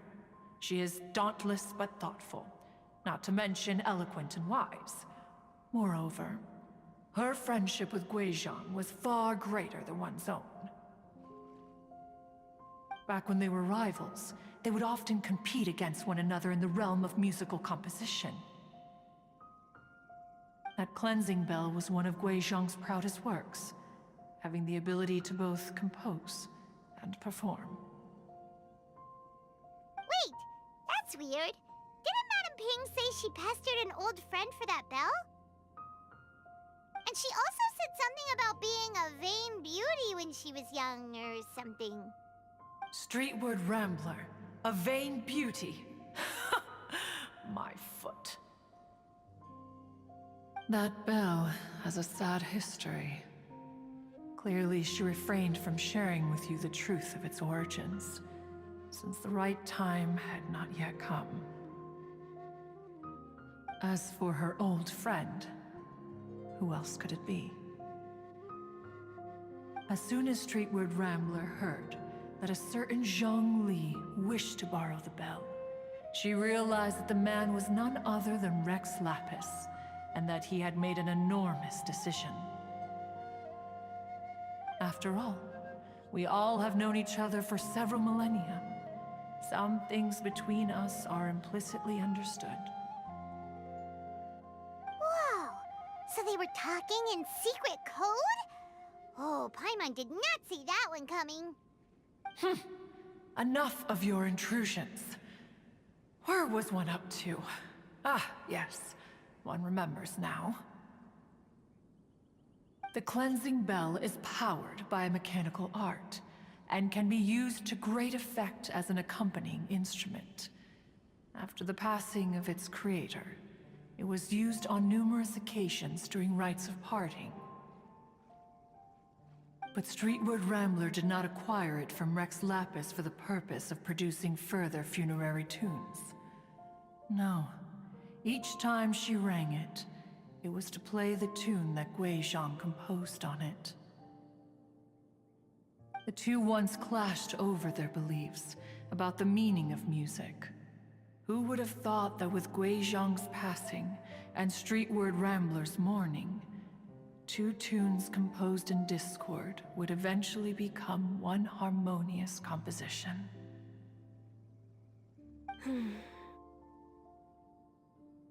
Once upon a time, Streetward Rambler also loved gatherings, liquor, and music. But after Gui Zhang passed, she preferred her own company. She could often be found sitting alone at a mountain summit, contemplating and reminiscing with her zither. The music would go from mournful to soothing to impassioned. Many years passed before she finally composed a melody to her satisfaction. In celebration, she played the tune to the clouds. Regrettably, one has only ever heard her play that tune once. Which brings one back to the matter you've been investigating. Perhaps it was during that performance that the ancestor of your Fontaine friend fell into the water and was saved by Streetward Rambler. But if she was so happy with the melody, why would she only play it once? One was also greatly perplexed by this. After suppressing one's curiosity for a long while, one finally approached her and asked why she would retire the tune after having spent so long on it. In response, she said, "Though the strings that played that melody survive, the one who inspired it is gone. Tell me, Cloud Retainer, when the one attuned to my soul is no longer here, who else could hope to understand this tune?" Aw, poor Madam Ping. I just remember being taken care of by you when I was young. Once the Archon War came to an end, I stayed behind in Liyue Harbor to honor my contract. Although I met Gui Zhang a few times, I never knew anything of this particular story. Gui Zhang was quite the visionary, but tragically passed before her time. Her manuscripts still lie unfinished in the realm of clouds. Blank pages give one cause for contemplation on what might have been. Had you not decided to search for that mystery Adeptus, perhaps these stories, too, would have been lost to the sands of time.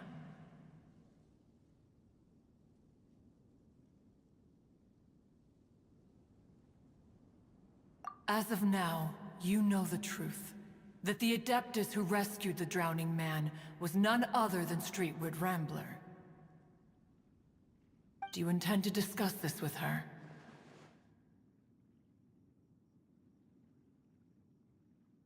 Do you mean Ping might find the topic too distressing?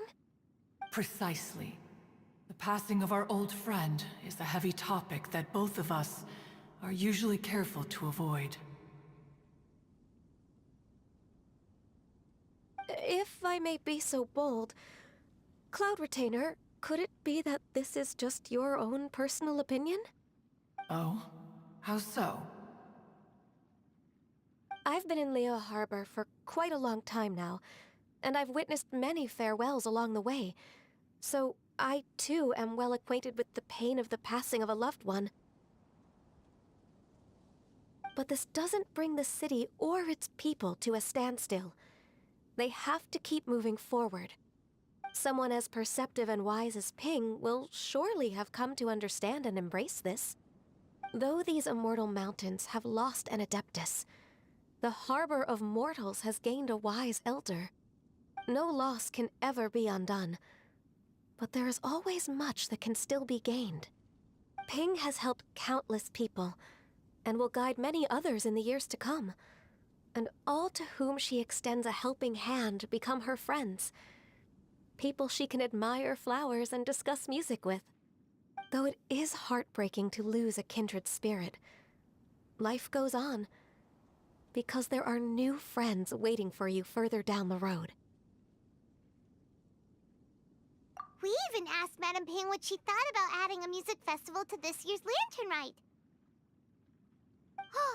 When we get back, why don't we just ask her if she'd like to perform? Maybe we can even get her up on stage. You youngsters and your imaginations. Why don't you come with us? It's been a long time since you last spoke with Ping, and Leo Harbor is always decorated so beautifully during the festival period. Is not every Lantern Rite the same in this regard? Were there ever anything new to discuss? One in Ping could meet any day of the year. I disagree. Each new day and each new year is different from those that have come before. How long will you simply let them pass you by? Very well. Then one will be off. If the other old fossils have sneaked away into the city to amuse themselves, one shall soon find out.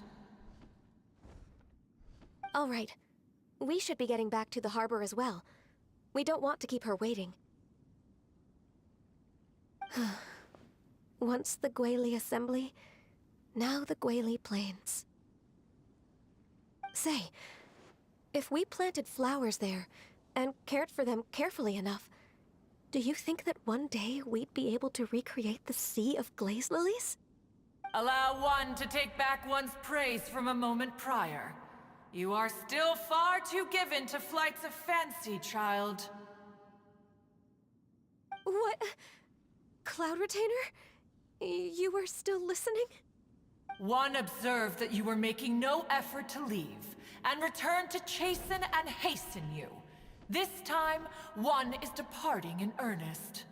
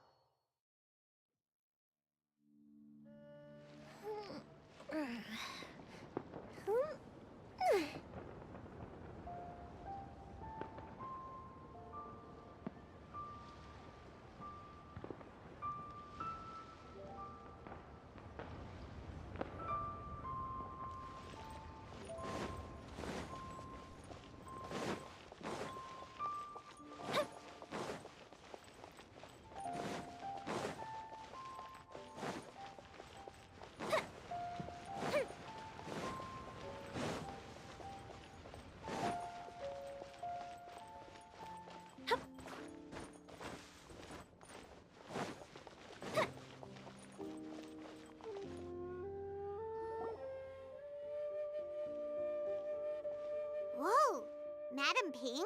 And Cloud Retainer? It appears you made haste after all. One arrived but moments before you. Oh, bless my soul. To what do I owe the honor? How nice of you all to come and visit me. Miss Illuminated Bird, haven't you said anything yet? Said what, precisely? And why should one be tasked with saying it? 'Cause you're the one who's known Madam Ping the longest. Street word. Or rather, presumably, you would prefer to be addressed as Ping? Oh, Cloud Retainer, you are uncommonly polite today. One,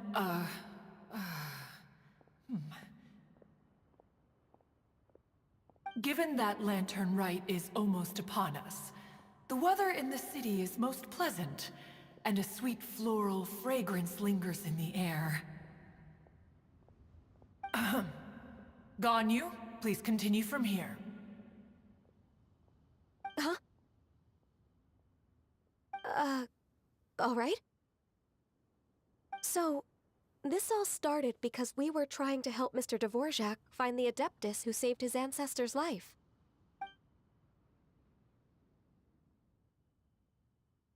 Cloud Retainer informed us that the one who played that melody and rescued the drowning man was none other than yourself.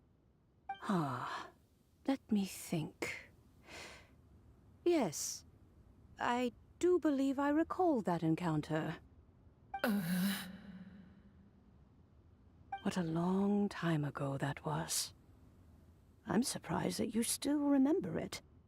Even more astonishing, perhaps, is the fact that this story has survived this long at all, when mortal lives are so very brief. It appears that she has proven herself right once again. Who's she? We like to call her Guizhong. From the look in Cloud Retainer's eyes, I sense that she has already told you all about her. Albeit reluctantly, one might add. Oh, there is no harm done. After all, Lantern Rite's very purpose is to commemorate the heroes who gave their lives for Liyue. Although Guizhong did not live to see the splendid sights of today, she was as much a hero as any other. So, how has she proven herself right again exactly? Once upon a time, she said to me that humans were a weak form of life that she wished to protect with her wisdom. But as she interacted more and more with them, her opinions on them began to change.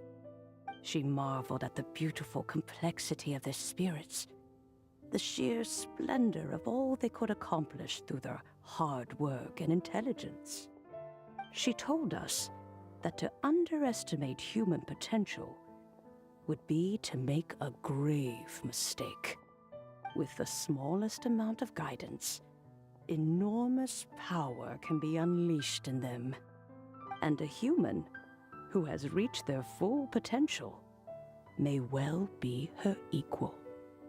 Someone who could have as much to teach an Adeptus as to learn from them. She always had a way with words. That her mechanical accomplishments were judged superior to one's own was, one suspects, in large part due to her sheer eloquence. Speaking of mechanics, Cloud Retainer, do you still remember that potted plant mechanism? The one that the two of you gave me as a gift? Of course. Guizhong and one both put an immense amount of effort into that gift. It would be no overstatement to call it a testament to each of our individual technical genius. As Guizhong once said, it takes every blade of grass and every flower to make a homeland. When I see the sight of Liyue Harbor before us today, I am reminded of this. Madam Ping looks very emotional right now.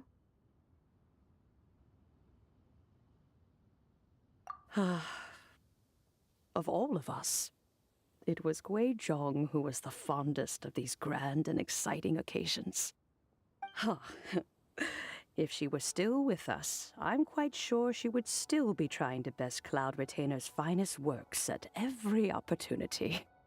Liyue Harbor is always filled with the sound of music at this time of the year.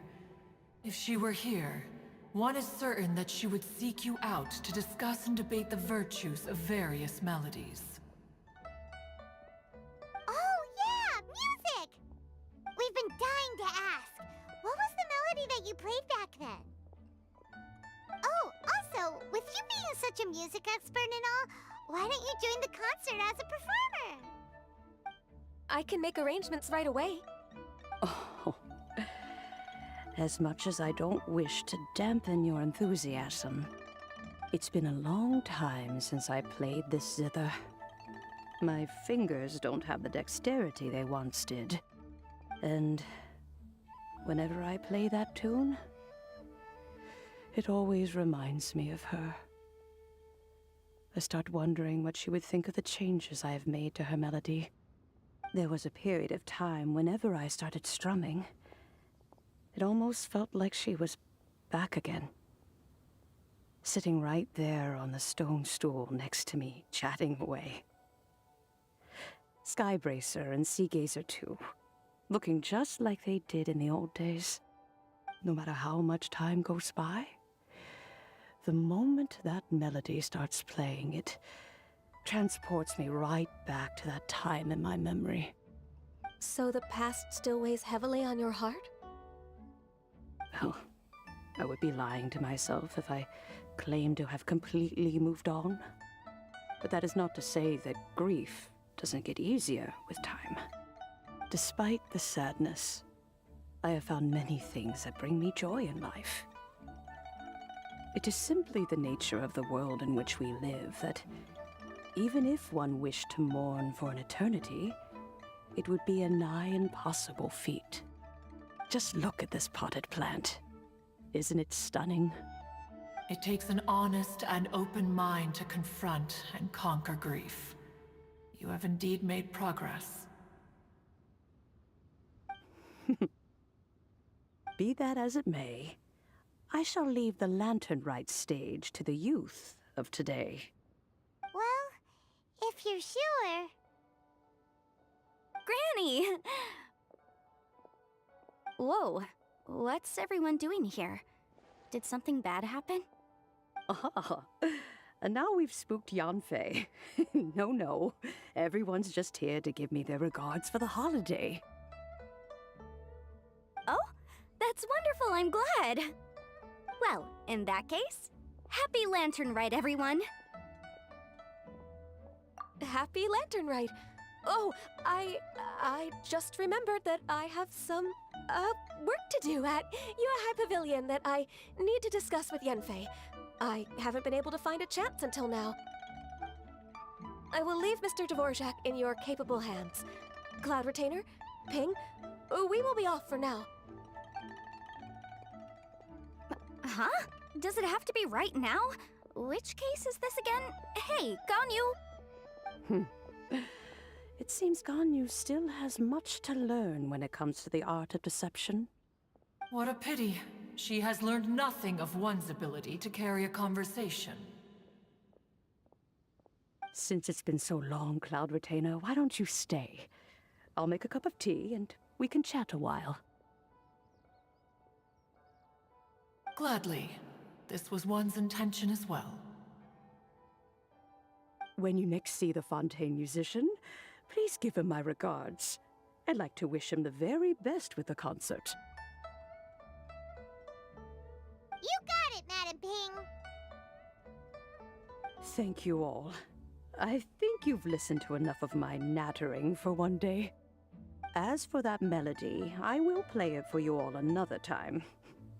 Goodness knows I need to practice it first. Wow, that'd be great! We'll look forward to it. when that time comes, wherever her spirit may be among the countless grains of sand and specks of dust between the harbor and the mountains, perhaps she will look at the Liyue of today and steal a smile when she sees the prosperous land that it has become. All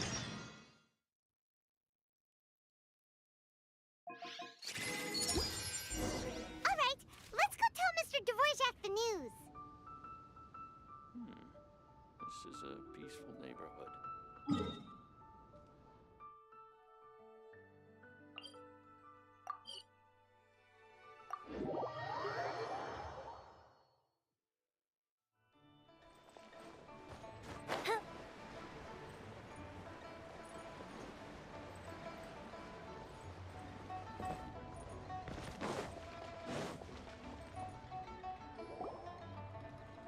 Mr. Dvorak! Ah, and Kuchin's here too! Thanks for helping set all of this up. Welcome back. Did everything go well? Really, really well. We found the person Mr. Dvorak was looking for. Are you serious?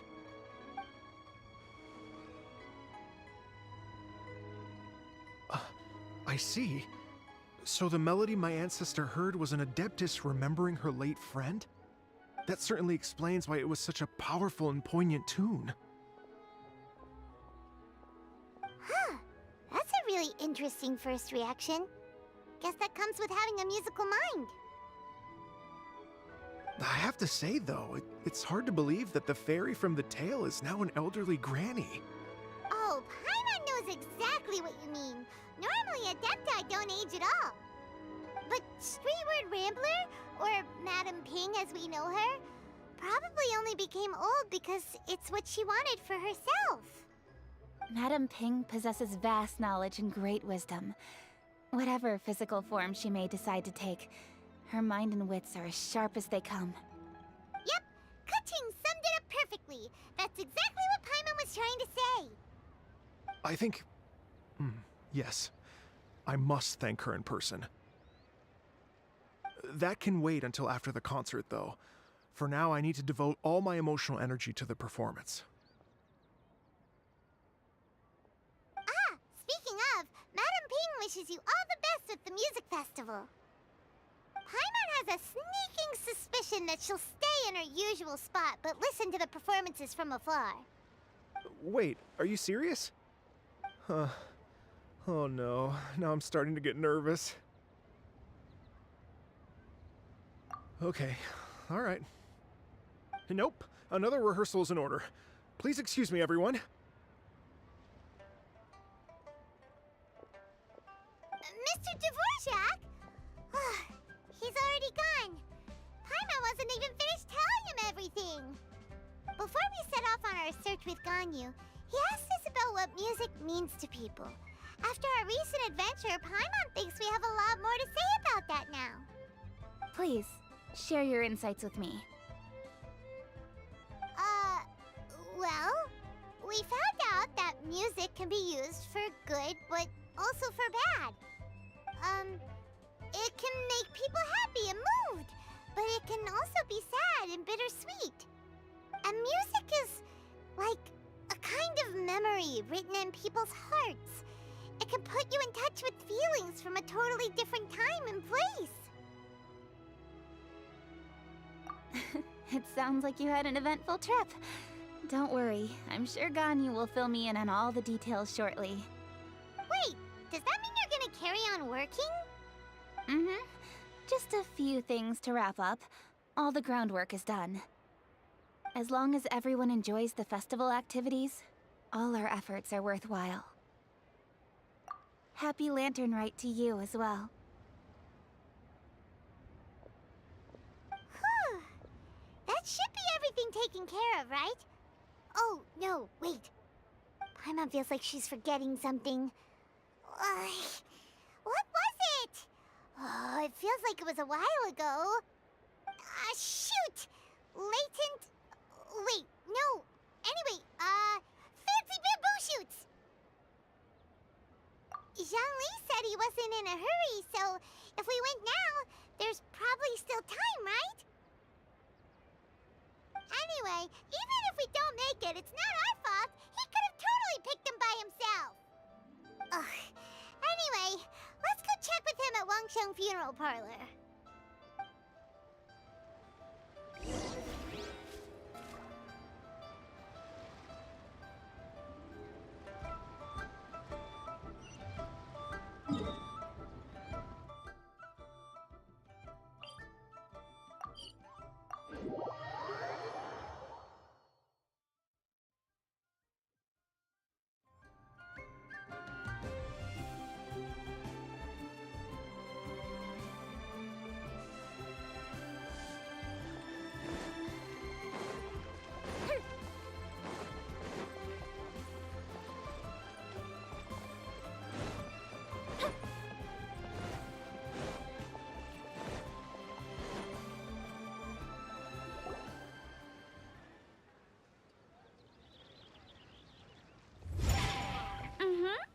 Da da da da da da da da da.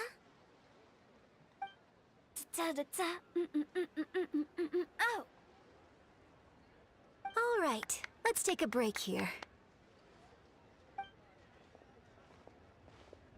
Oh wow, look who it is!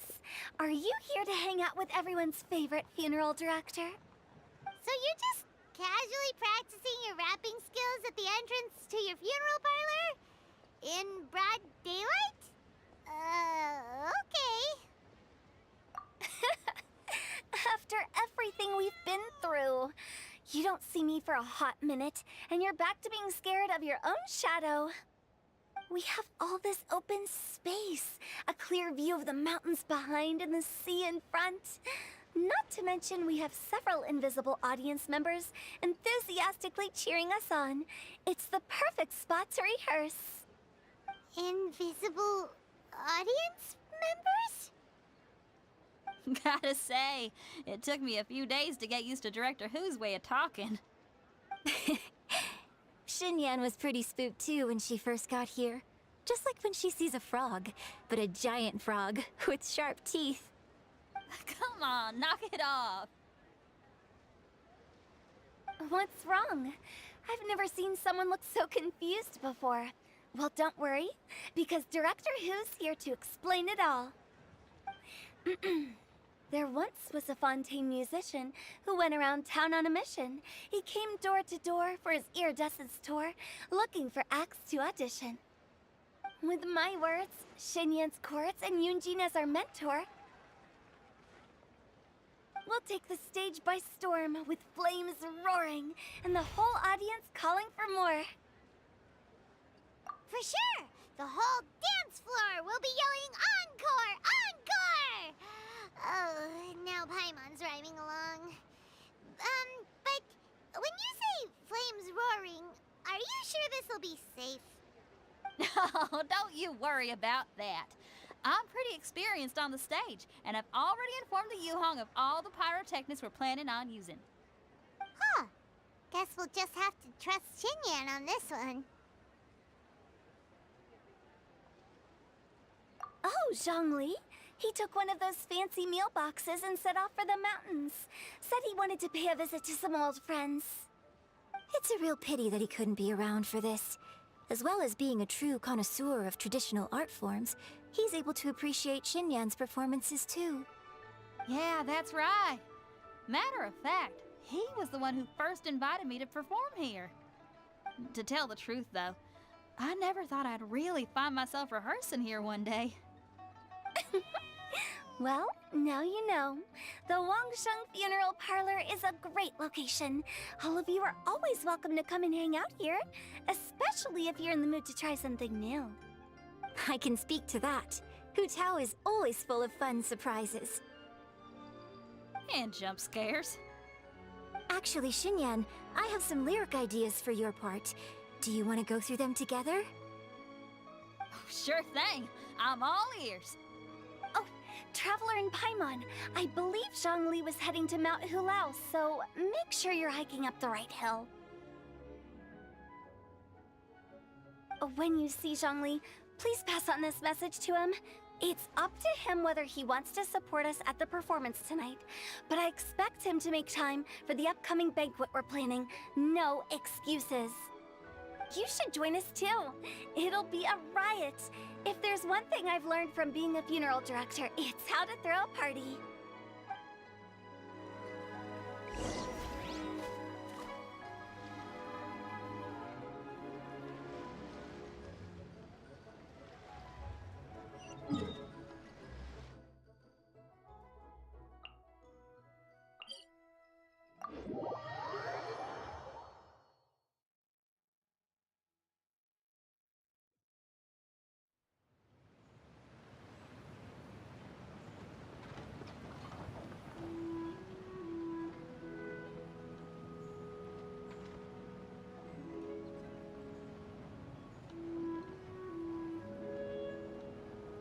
Fireworks are for now, but friends are forever.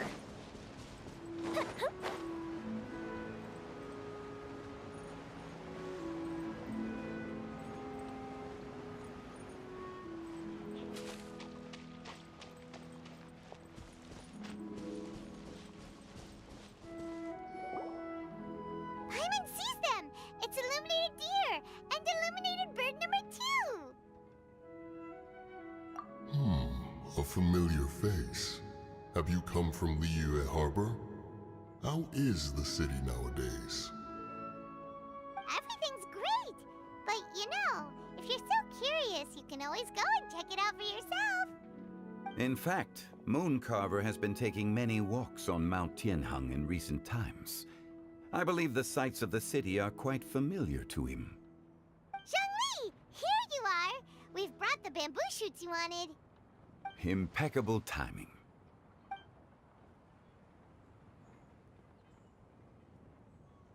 Traditionally, bamboo shoot soup ought to be slow-cooked for many hours on low heat.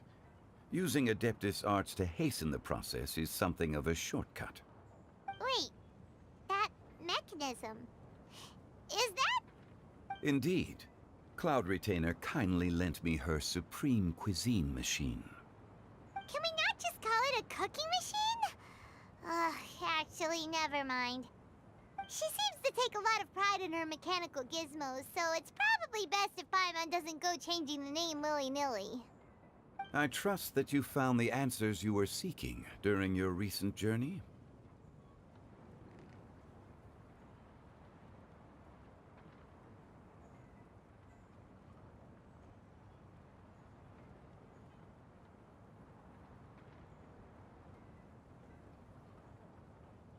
Excellent. The past should be remembered, but not overly dwelt upon.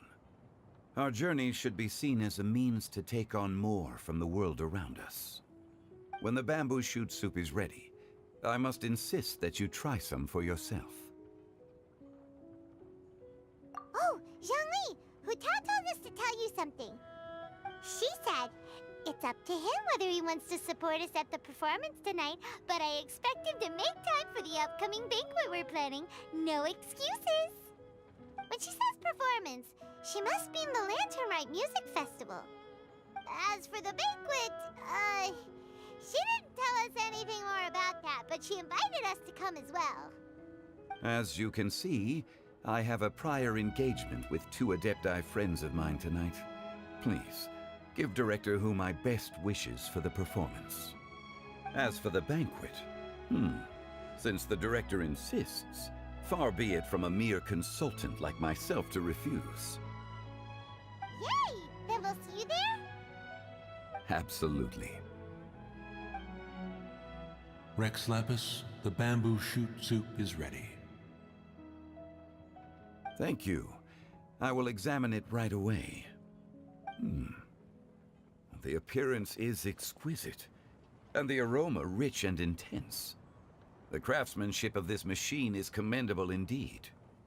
Since you came all this way, you should not leave empty-handed. Please, take some soup. It tastes most exquisite while still warm.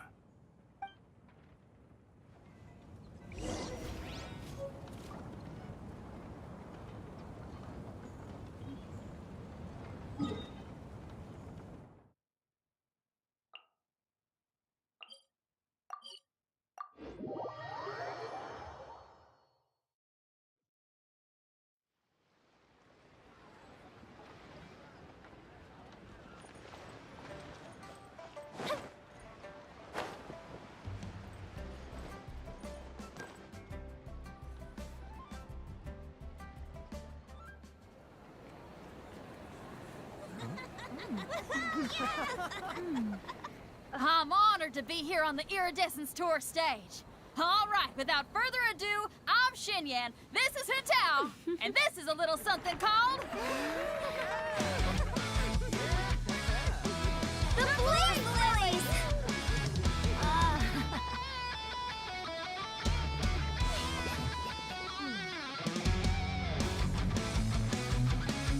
I'm up here blazing trails through the midnight sky, lighting up the world below.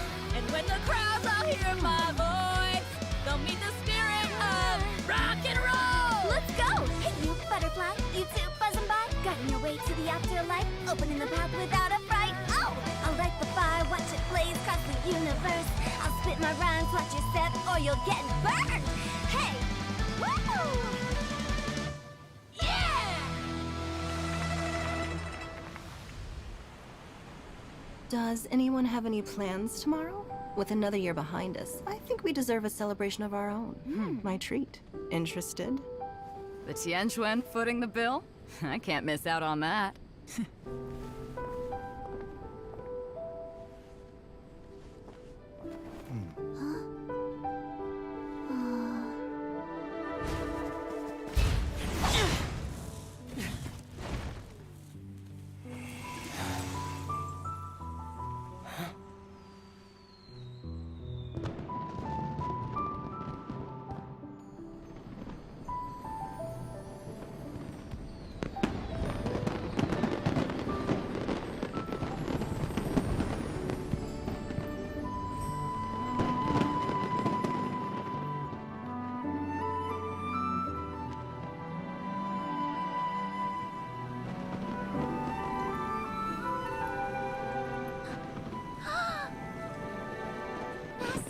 Master, listen!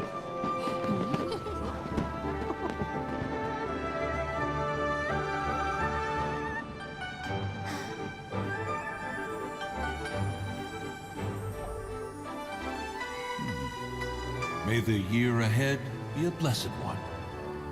I believe it shall be.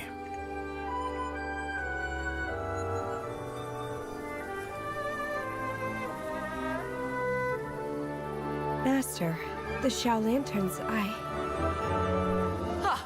Elementary. One shall fashion for you a Xiao Lantern the likes of which the world has never seen. And you must take it to Liyue Harbor to display its magnificence for all.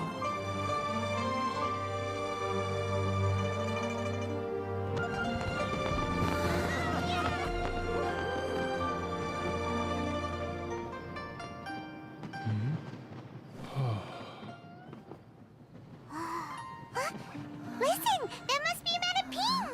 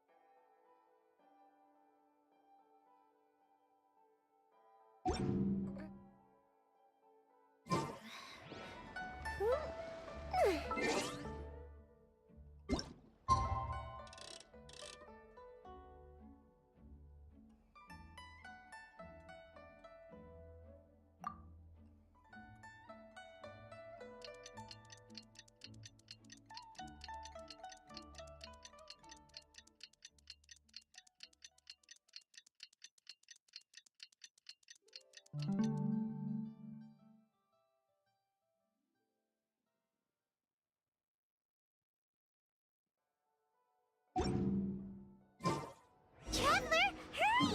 It's almost time for us. Lively!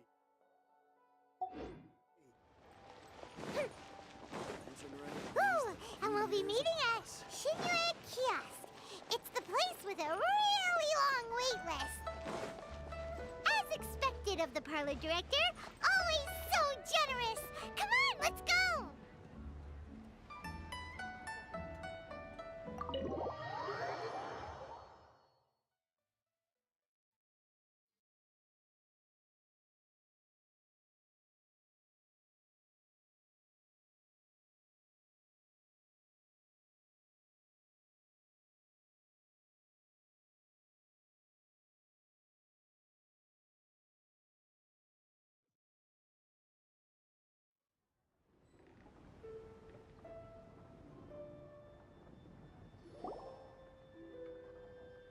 Oh, so that's how it is.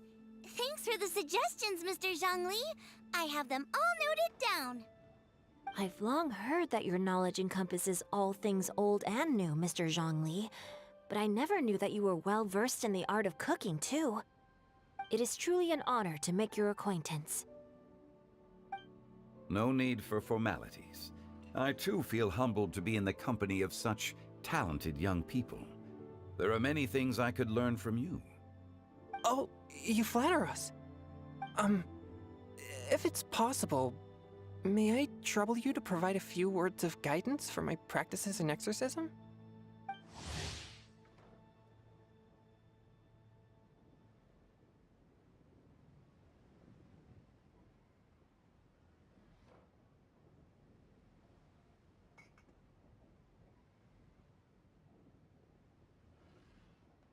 Exorcism? I can't say I'm an expert in the field, but if you don't mind, we could start by discussing... Whoa, there's so many people here. All we knew was that Hu Tao invited Zhongli over.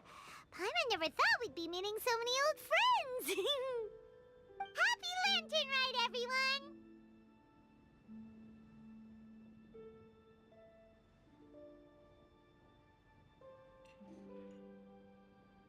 Likewise.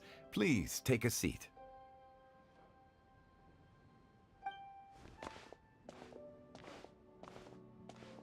Happy Lantern Rite! Are you having fun?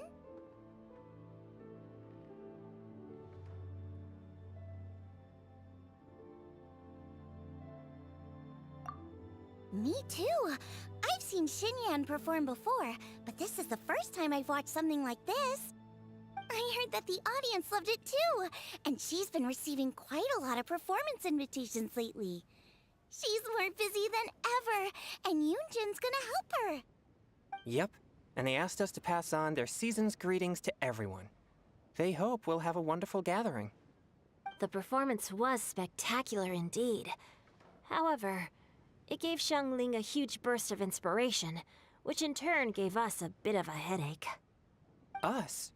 Did Xiangling ask you to try out her dishes too? That, my friend, is beside the point. Watching you eat was enough for me. Come to think of it, I probably shouldn't have burdened Chongyun with eating my share too. Hold on, Xiangling came up with a new recipe? Let Paimon try! See? Someone here knows how to encourage people. Thanks, Paimon. Oh, and I have to thank Mr. Zhongli, too. He gave me lots of useful pointers that really drove it home for me. Oh, so that's what you were talking about before we arrived. Yes. Since we'll be dining together, the topic of our conversation naturally revolved around cooking. Xiangling's ideas are truly unconventional. Her choices in both ingredients and spices are comparable to a melody dancing on the tongue. My suggestions were nothing more than the icing on the cake. Oh, the two of you always deliver. Now I'm getting embarrassed. Anyway, I'll get everyone to have a taste after I've adjusted the recipe based on Mr. Zhongli's advice. That sounds like it might become a little safer to eat. How about I sample the dishes next time? Speaking of eating, Paimon feels like we're missing someone. Oh, Huta was the one who invited us, but she's not here. And where's Guoba? Oh, Guoba volunteered to help Dad at the restaurant. You know, lots of people come over to eat during Lantern Rite. Without Guoba helping out, I probably wouldn't have had the time to accept Hu Tao's invitation. As for Hu Tao...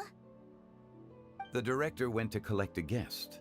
She asked me to stay here and host you for the time being. Seems like it's almost time. Huh? Hu Tao went to fetch someone in person? Oh, that must mean they are super important. Could it be... Keqing? Ningguang? Or Captain Beidou? She didn't clarify. And as her subordinate, I couldn't just pry into the details, could I? Ta-da! We're here! Oh, we're not late to the party, right? Right? Good thing the Conqueror of Demons and I are both as swift as the wind. And whoosh, we made it just in time.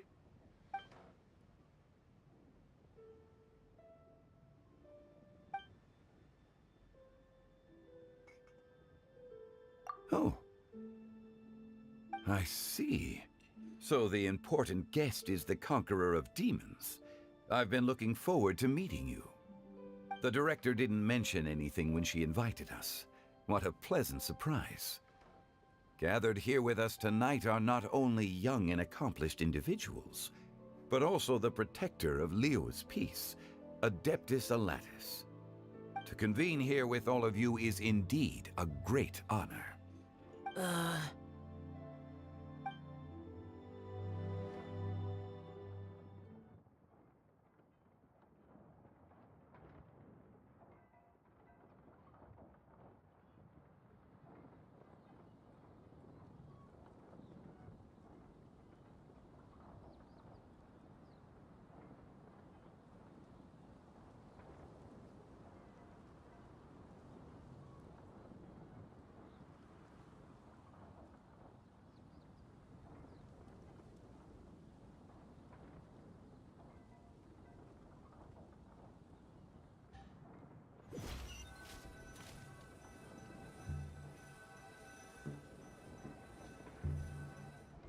It's almost Lantern Rite, yet you took all the trouble coming here.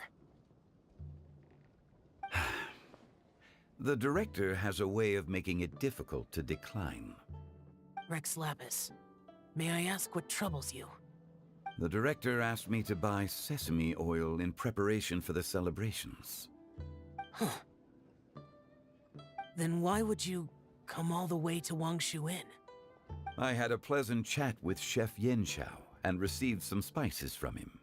And, see? Here's some matsutake and a portion of ham. What about the sesame oil? It's a shame. I couldn't find the kind the director was looking for.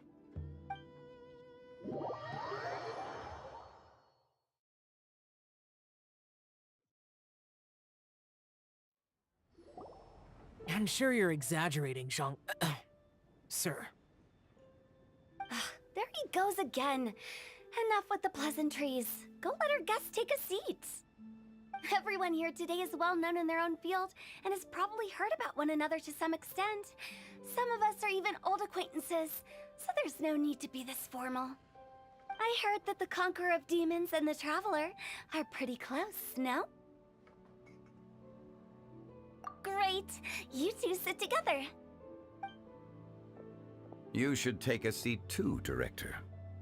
Oh? Finally remembered me? When we arrived just now, the host at Xinyue Kiosk told me our dishes are almost ready. Perfect timing. Let's not wait any longer and ask them to bring out the food.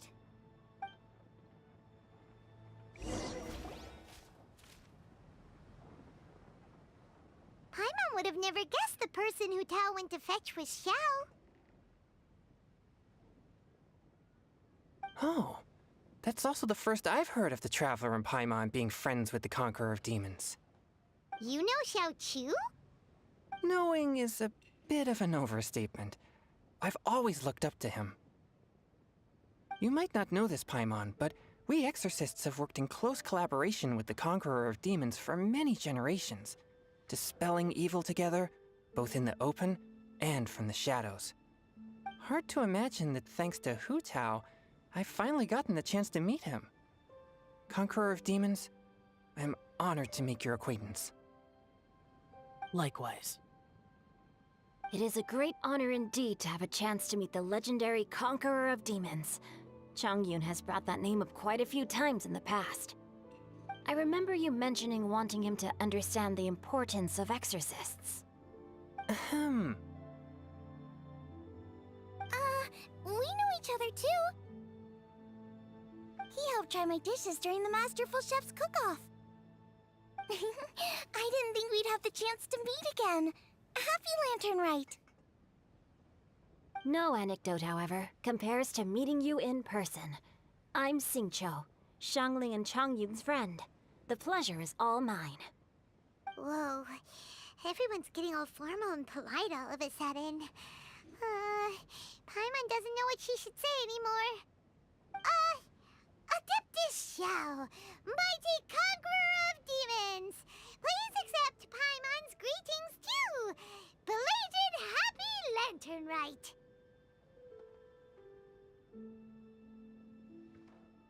Paimon tried very hard to look for a fancy word, okay? Don't be too harsh on Paimon!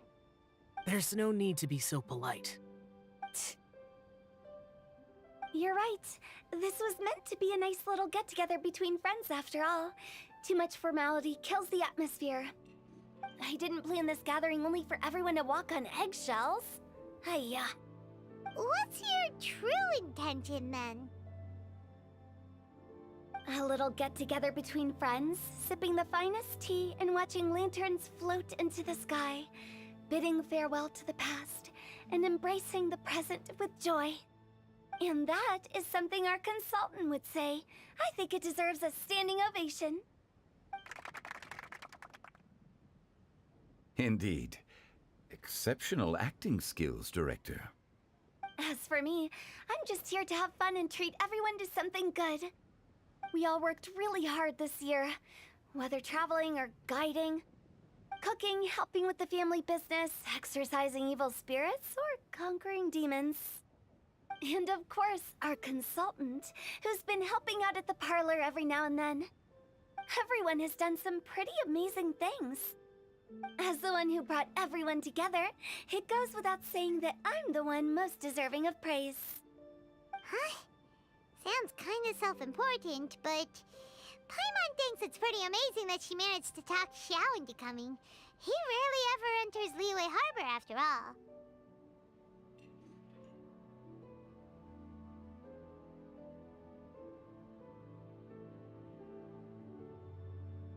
It wasn't as complicated as you think.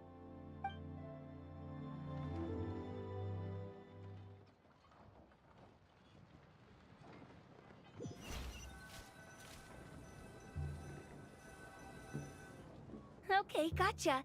Thanks, boss lady. It's not boss lady, just boss. And there she goes.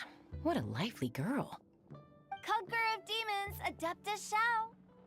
Guardian of Wangshu Inn, hero of Dihua Marsh. I know you're there.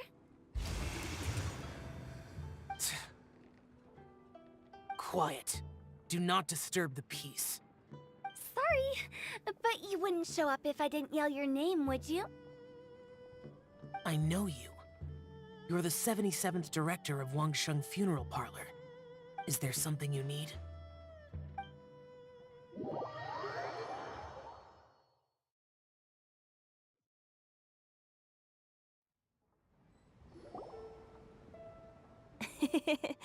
That does sound like one of Hu Tao's antics.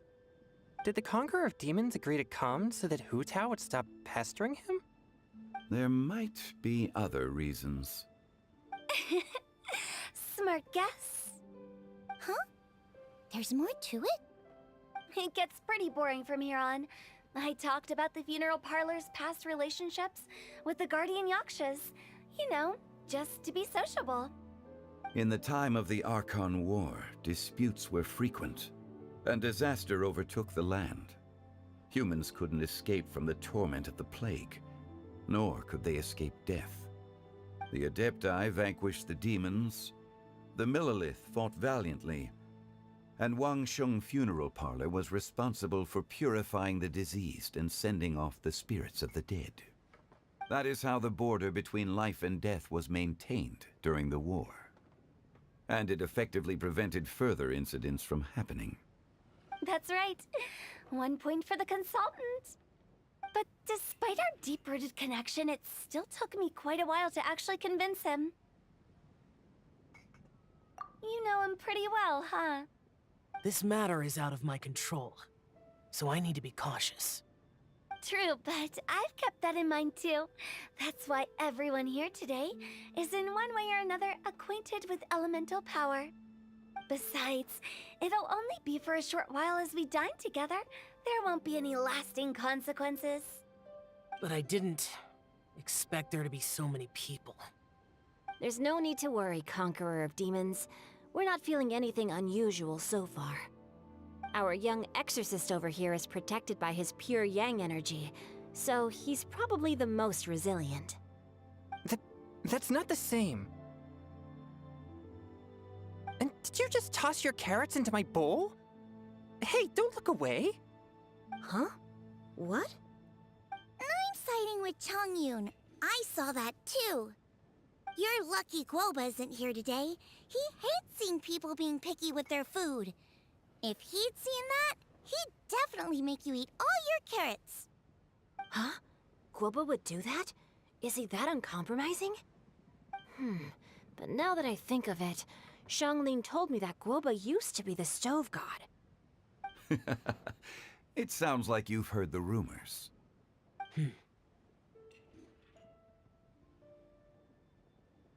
I'm doing fine. Not long ago, before Lantern Rite, I met an old friend. Thanks to his help, things have been a lot more stable than before. You should know him. He's...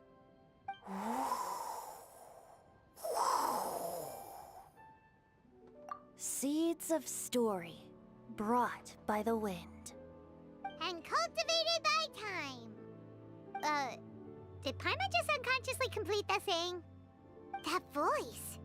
Could it be?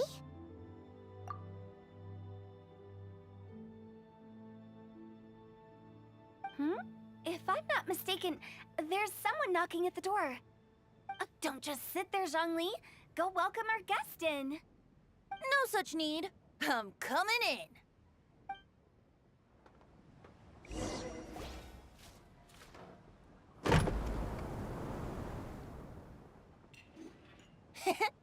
You finally let me in. Hello, hello. No matter if we've met before or not, this moment marks a brand new encounter. Old friends and new. Happy Lantern Rite. Oh, it's the tone-deaf bard. Oh, he seems to carry a valiant breeze wherever he goes. It looks like we're gonna be friends. Fate has brought us together, so come on, take a seat and be my guest. Help yourself. Oh, I'll ask them for another set of cutlery. This young lady here is as bright as a fresh bouquet of flowers in the morning's rising sun. She no doubt is the one with the most authority here. Whoa, these dishes look amazing! Is it really okay for me to join in? All right, I'm digging in. Huh, it's you. Oh, isn't this Genyu? Genyu?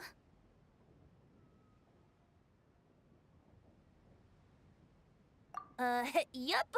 Now that I've taken a closer look, you're a fan of Genyu's works, aren't you? I met Xingqiu at a light novel convention. Oh, how I wish we'd met sooner.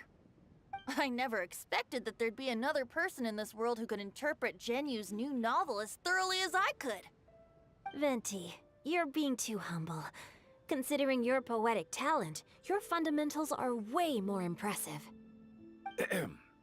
Could this new guest be Master Xingqiu's friend? Yes, yes. Monsters become more active than usual as we get closer to Lantern Rite. I was patrolling Dihua Marsh a few days ago, when I happened to run into this... You've already forgotten? I'm a bard, remember? And bards go around singing wherever they like. Oh, right. And this bard was performing in Dihua Marsh. It was a moving melody, and it made me feel relaxed and at ease. I couldn't help but stay and listen. Thank you for your patronage.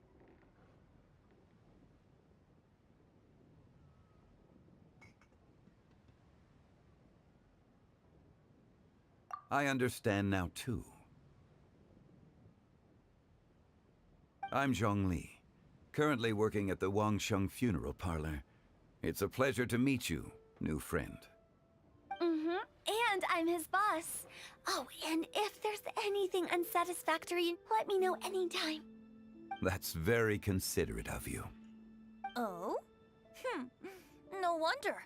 Only a boss as savvy and reliable as you would be able to hire such an impressive consultant. Oh, you're too nice, Venti. Not to brag, but our consultant truly is impressive. His knowledge extends across the stars and the land, and there's nothing throughout history that he doesn't know. From the sophisticated way he speaks, it's hard not to suspect that he could very well be an adeptus in disguise.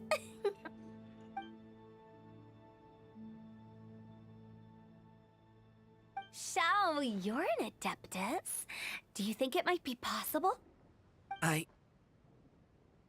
Sorry. I'm only good at conquering demons. I'm afraid I don't have much knowledge in that matter. Really?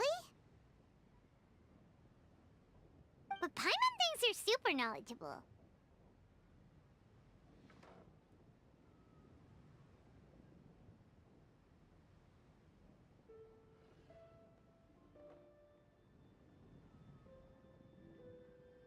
Huh?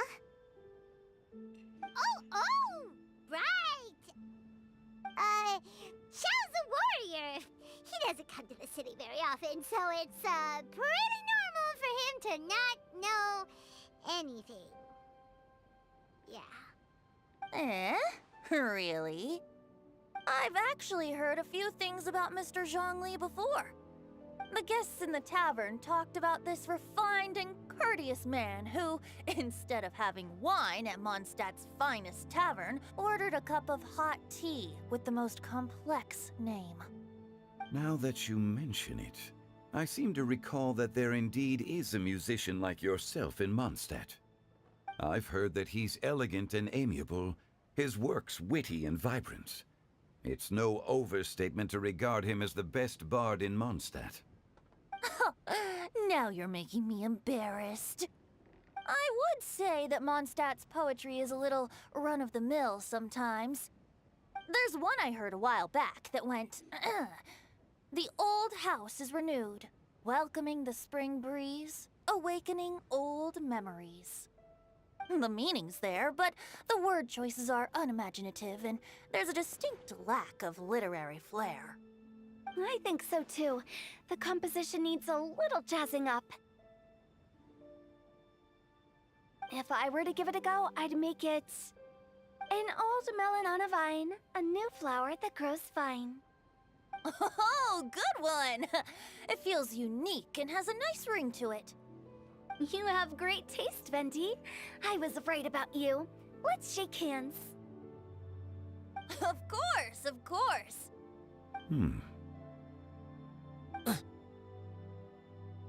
Hey, Shincho! Mind lending me a few books when we get back? Pick out some well-written ones! I don't know if it's my own lack of literary knowledge, but I couldn't tell the difference between those two. I don't think it's your fault. Chongyun's right. It's not our fault.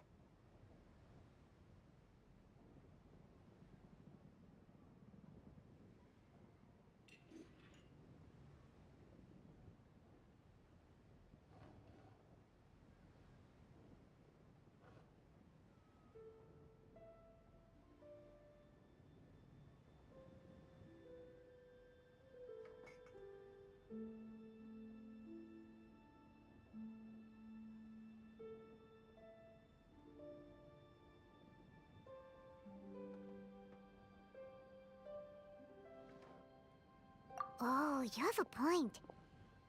But speaking of, why is the Tone Deaf Bard here? Are you here to take part in Lantern Rite too? I heard that Liyue will be hosting a Lantern Rite music festival this year. As a musician myself, how could I possibly resist the temptation to come take a look? Or listen.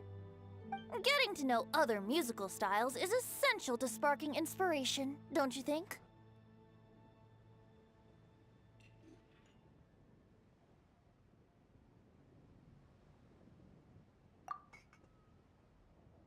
As for the Fontaine friend who hosted the festival, I saw him near Stone Gate the other day. The Iridescence tour has finally been held successfully for once, so I had to congratulate him.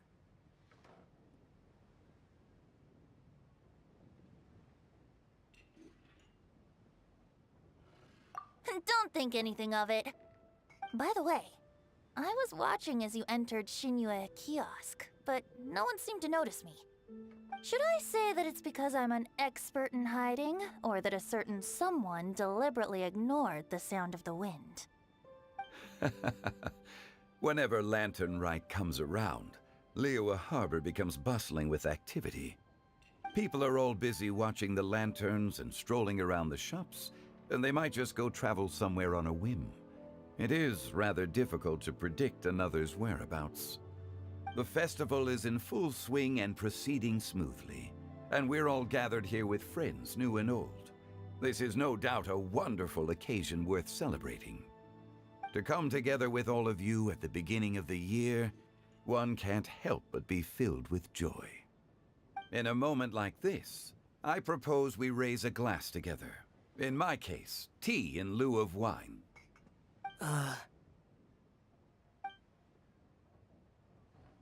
Very well said, Mr. Zhongli. That was exactly what I wanted to say. Now I'm getting a little self-conscious. I didn't cause you too much trouble barging in like that, did I? We usually drink wine during occasions like this over in Mondstadt, but since Mr. Zhongli insists on drinking tea, I'll give a toast with tea too. Everyone, thanks for the treat. You're welcome. As the host of this gathering, I hope everyone enjoys the food and drinks. May this year be better than the last. Considering that everyone may have other matters to attend to later, sticking to tea seems like a good idea. All of a sudden, they started proposing toasts. Should we?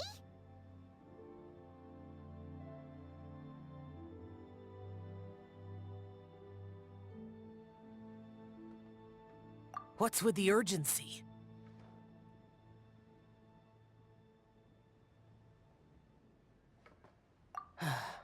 Sure. Have you two finished eating?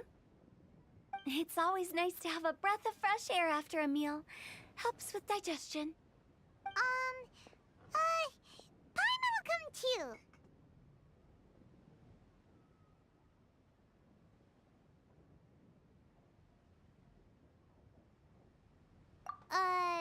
Yeah?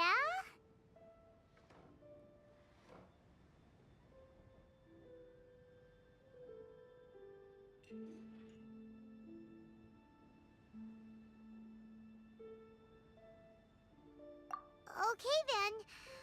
Don't forget to come back.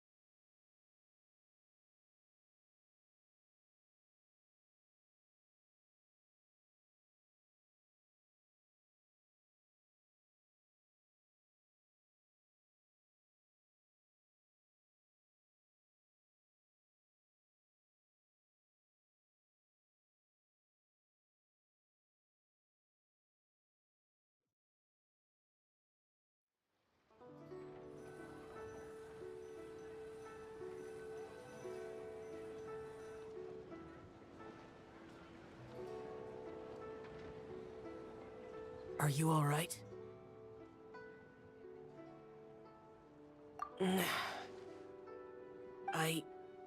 It's hard to describe. It's not that. There were those among the Adepti who loved gatherings and idle chit-chat. Sometimes they would call up a few others for a drink. Even I got dragged along to their gatherings many times. The Adepti all have their specialties, making most of them proud and arrogant. Everything they say is straight from the heart. It never gets too complicated.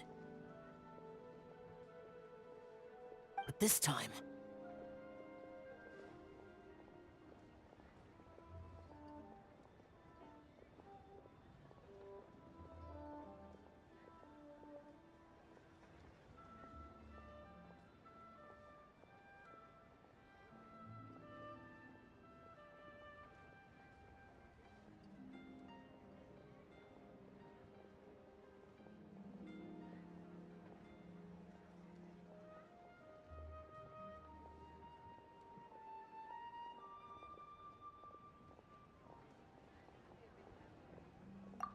No. I didn't mean that. So you know his true identity. I'll get straight to the point then. The Animo Archon is a free spirit, and his temperament is as carefree as the music he plays on the flute. It's easy for a god like him to live in harmony with humans, and that's something I might never be able to do. That does sound like something you would say. No matter. I know my circumstances. Whenever I think of the ordinary conversations I've had with you, it feels strangely novel.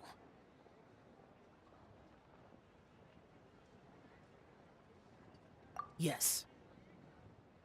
The parlor director went out of her way with the invitation, so it was difficult to turn her down.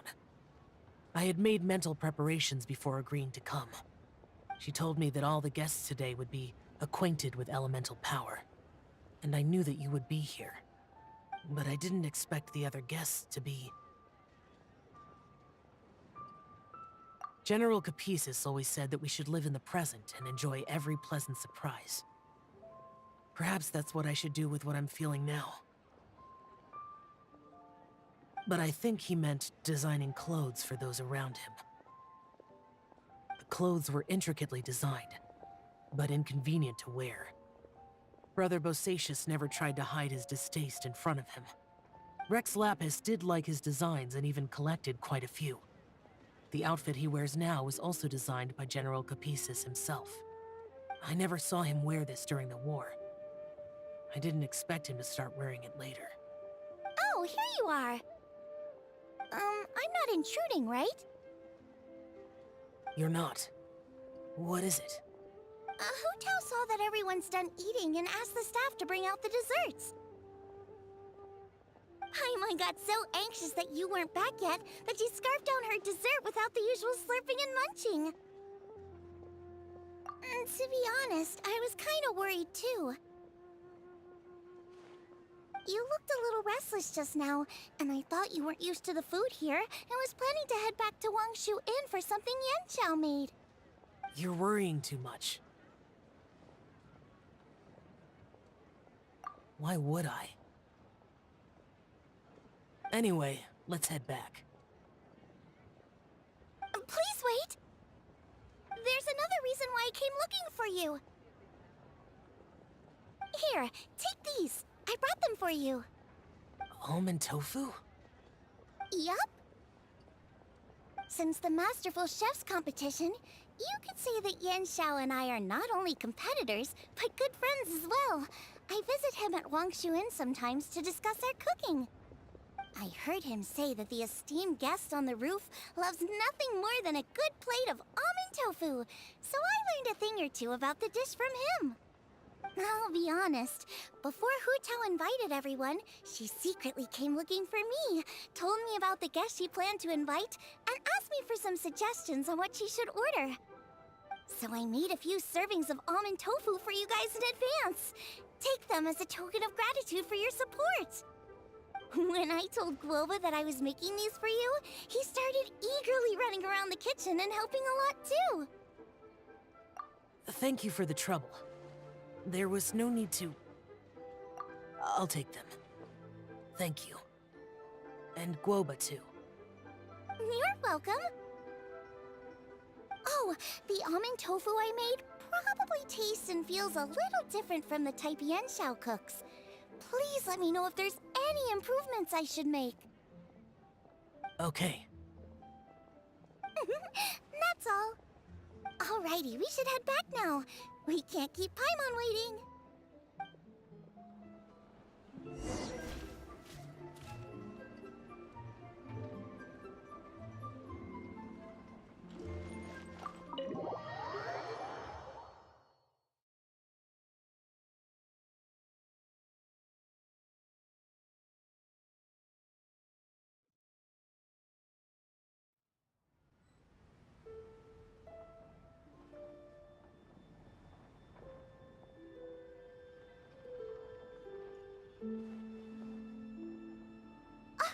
You're finally done whispering secrets to each other?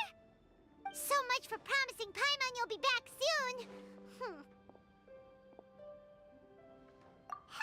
How could you say that to Paimon? In that case, besides having no sense of time, Paimon will let you know what having no sense of fullness looks like. Your dessert is all Paimon's. Sorry to keep everyone waiting.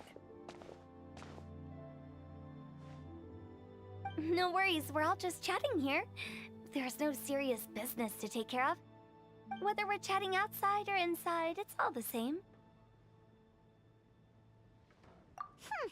Paimon's too busy eating to talk to you.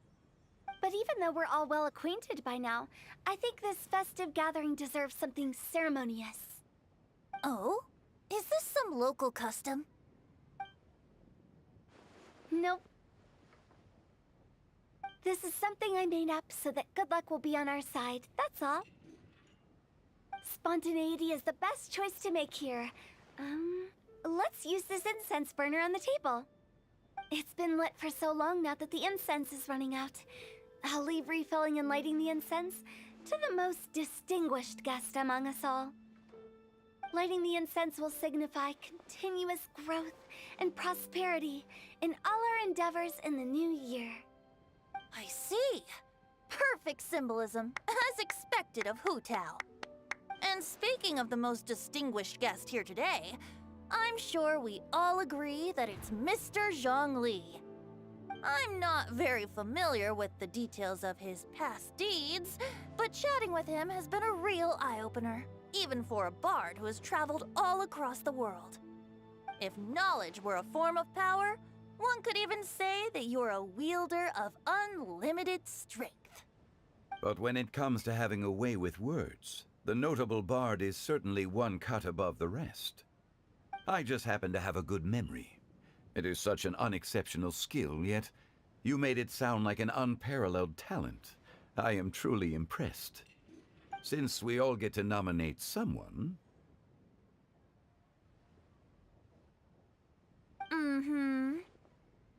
I think it's only fair that we let the parlor director light the incense. Huh? That won't do. Don't flatter me just because I'm your boss. We are looking for the most distinguished guest here. As the host, I shouldn't be involved in this discussion at all. Now that we've enjoyed this table full of delicacies, how about we let our one and only chef here do the honors? Is this really the way this works? I didn't cook any of these dishes. It's not a big deal. Just look at her. Xiangling, the disciple of an adeptus, the stove god's best companion, the winner of the Masterful Chef's competition. The only heir of the famous Wan Min restaurant. A good old friend of mine. There's no better choice. Why does Paimon feel like we're back at square one again? Please stop! You're making me embarrassed. If we're looking for a distinguished guest, surely the second son of the Feiyun Commerce Guild counts. It's one of the largest commerce guilds in Liyue Harbor. Huh? Don't get me involved in this. Oh, not a bad choice. With the Commerce Guild's young master lighting the incense, we're all sure to make a huge sum of mora in the new year. That's not how it works. Making a fortune is indeed a fine wish, but it's of lesser importance than good health and happiness. Which means we should choose Chongyun, the skilled exorcist who keeps everyone's home safe from evil spirits. Huh? Now you're nominating me? I can't be the one when we have the Conqueror of Demons right here. Adeptus Shao has the most seniority among everyone here today. We should... I refuse.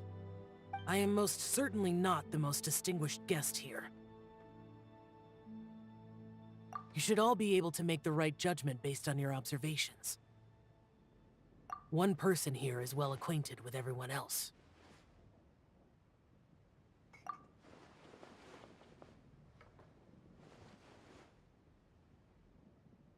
Oh, that's right!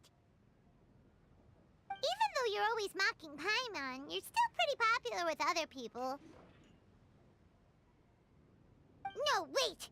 Paimon said she wouldn't talk to you again. Huh? Who else is there? Huh? Huh? Does that mean Paimon's the most distinguished guest? Oh, well, that was unexpected! I agree. Paimon's just the one we need.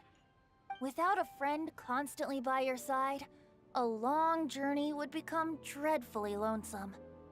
But once you have someone there to brighten up the atmosphere, everything along the way will become lively and vibrant too.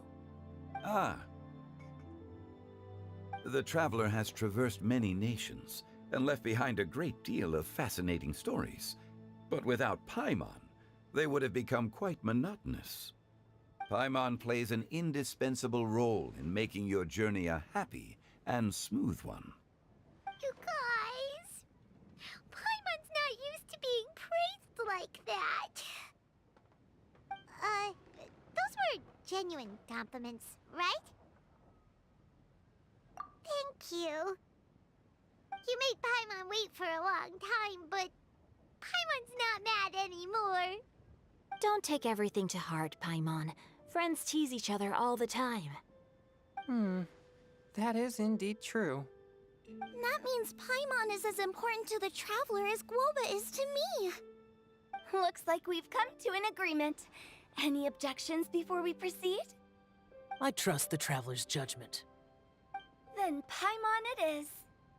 And now, the world's most excellent traveler's greatest companion, guide, and friend, Paimon, will be refilling and lighting the incense for us. Here you go. Take the match, and don't burn yourself. But if things go really wrong, here's the 2-for-1 coupon.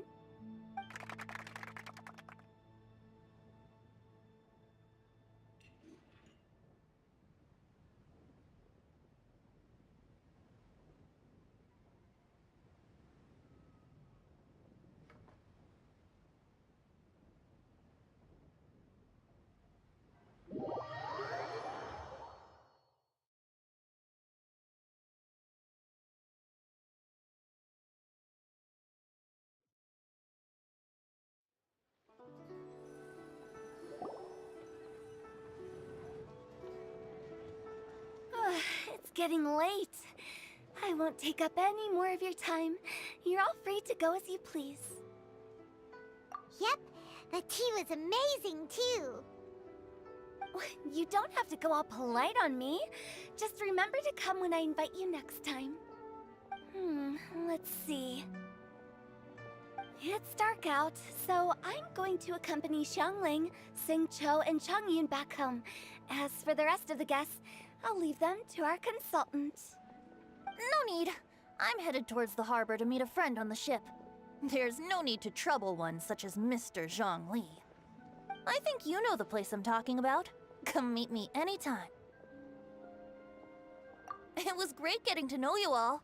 Let's meet again when the spring breeze begins to blow. Bye! Oh, we should write poetry together sometime.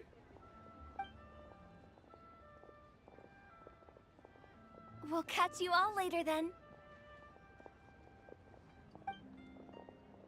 Don't forget to return to the parlor later. There's something I need you to do. Understood. See you later. Well then. Rex Lapis. Just Zhongli will do. I live as a mortal in Liyue Harbor now. I am just one among many who begin work at sunrise and retire to rest at sundown.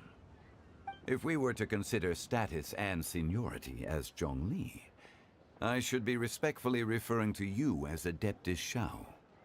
Ugh. Heaven forbid. I meant what I said. I heard that during the Lantern Rite Music Festival, you conferred with Streetward Rambler and Cloud Retainer. I take it as you've gained a lot more knowledge about the past? The same truth will sound different coming from different people. As more bear witness to a story, feelings and interpretations expand in variety too.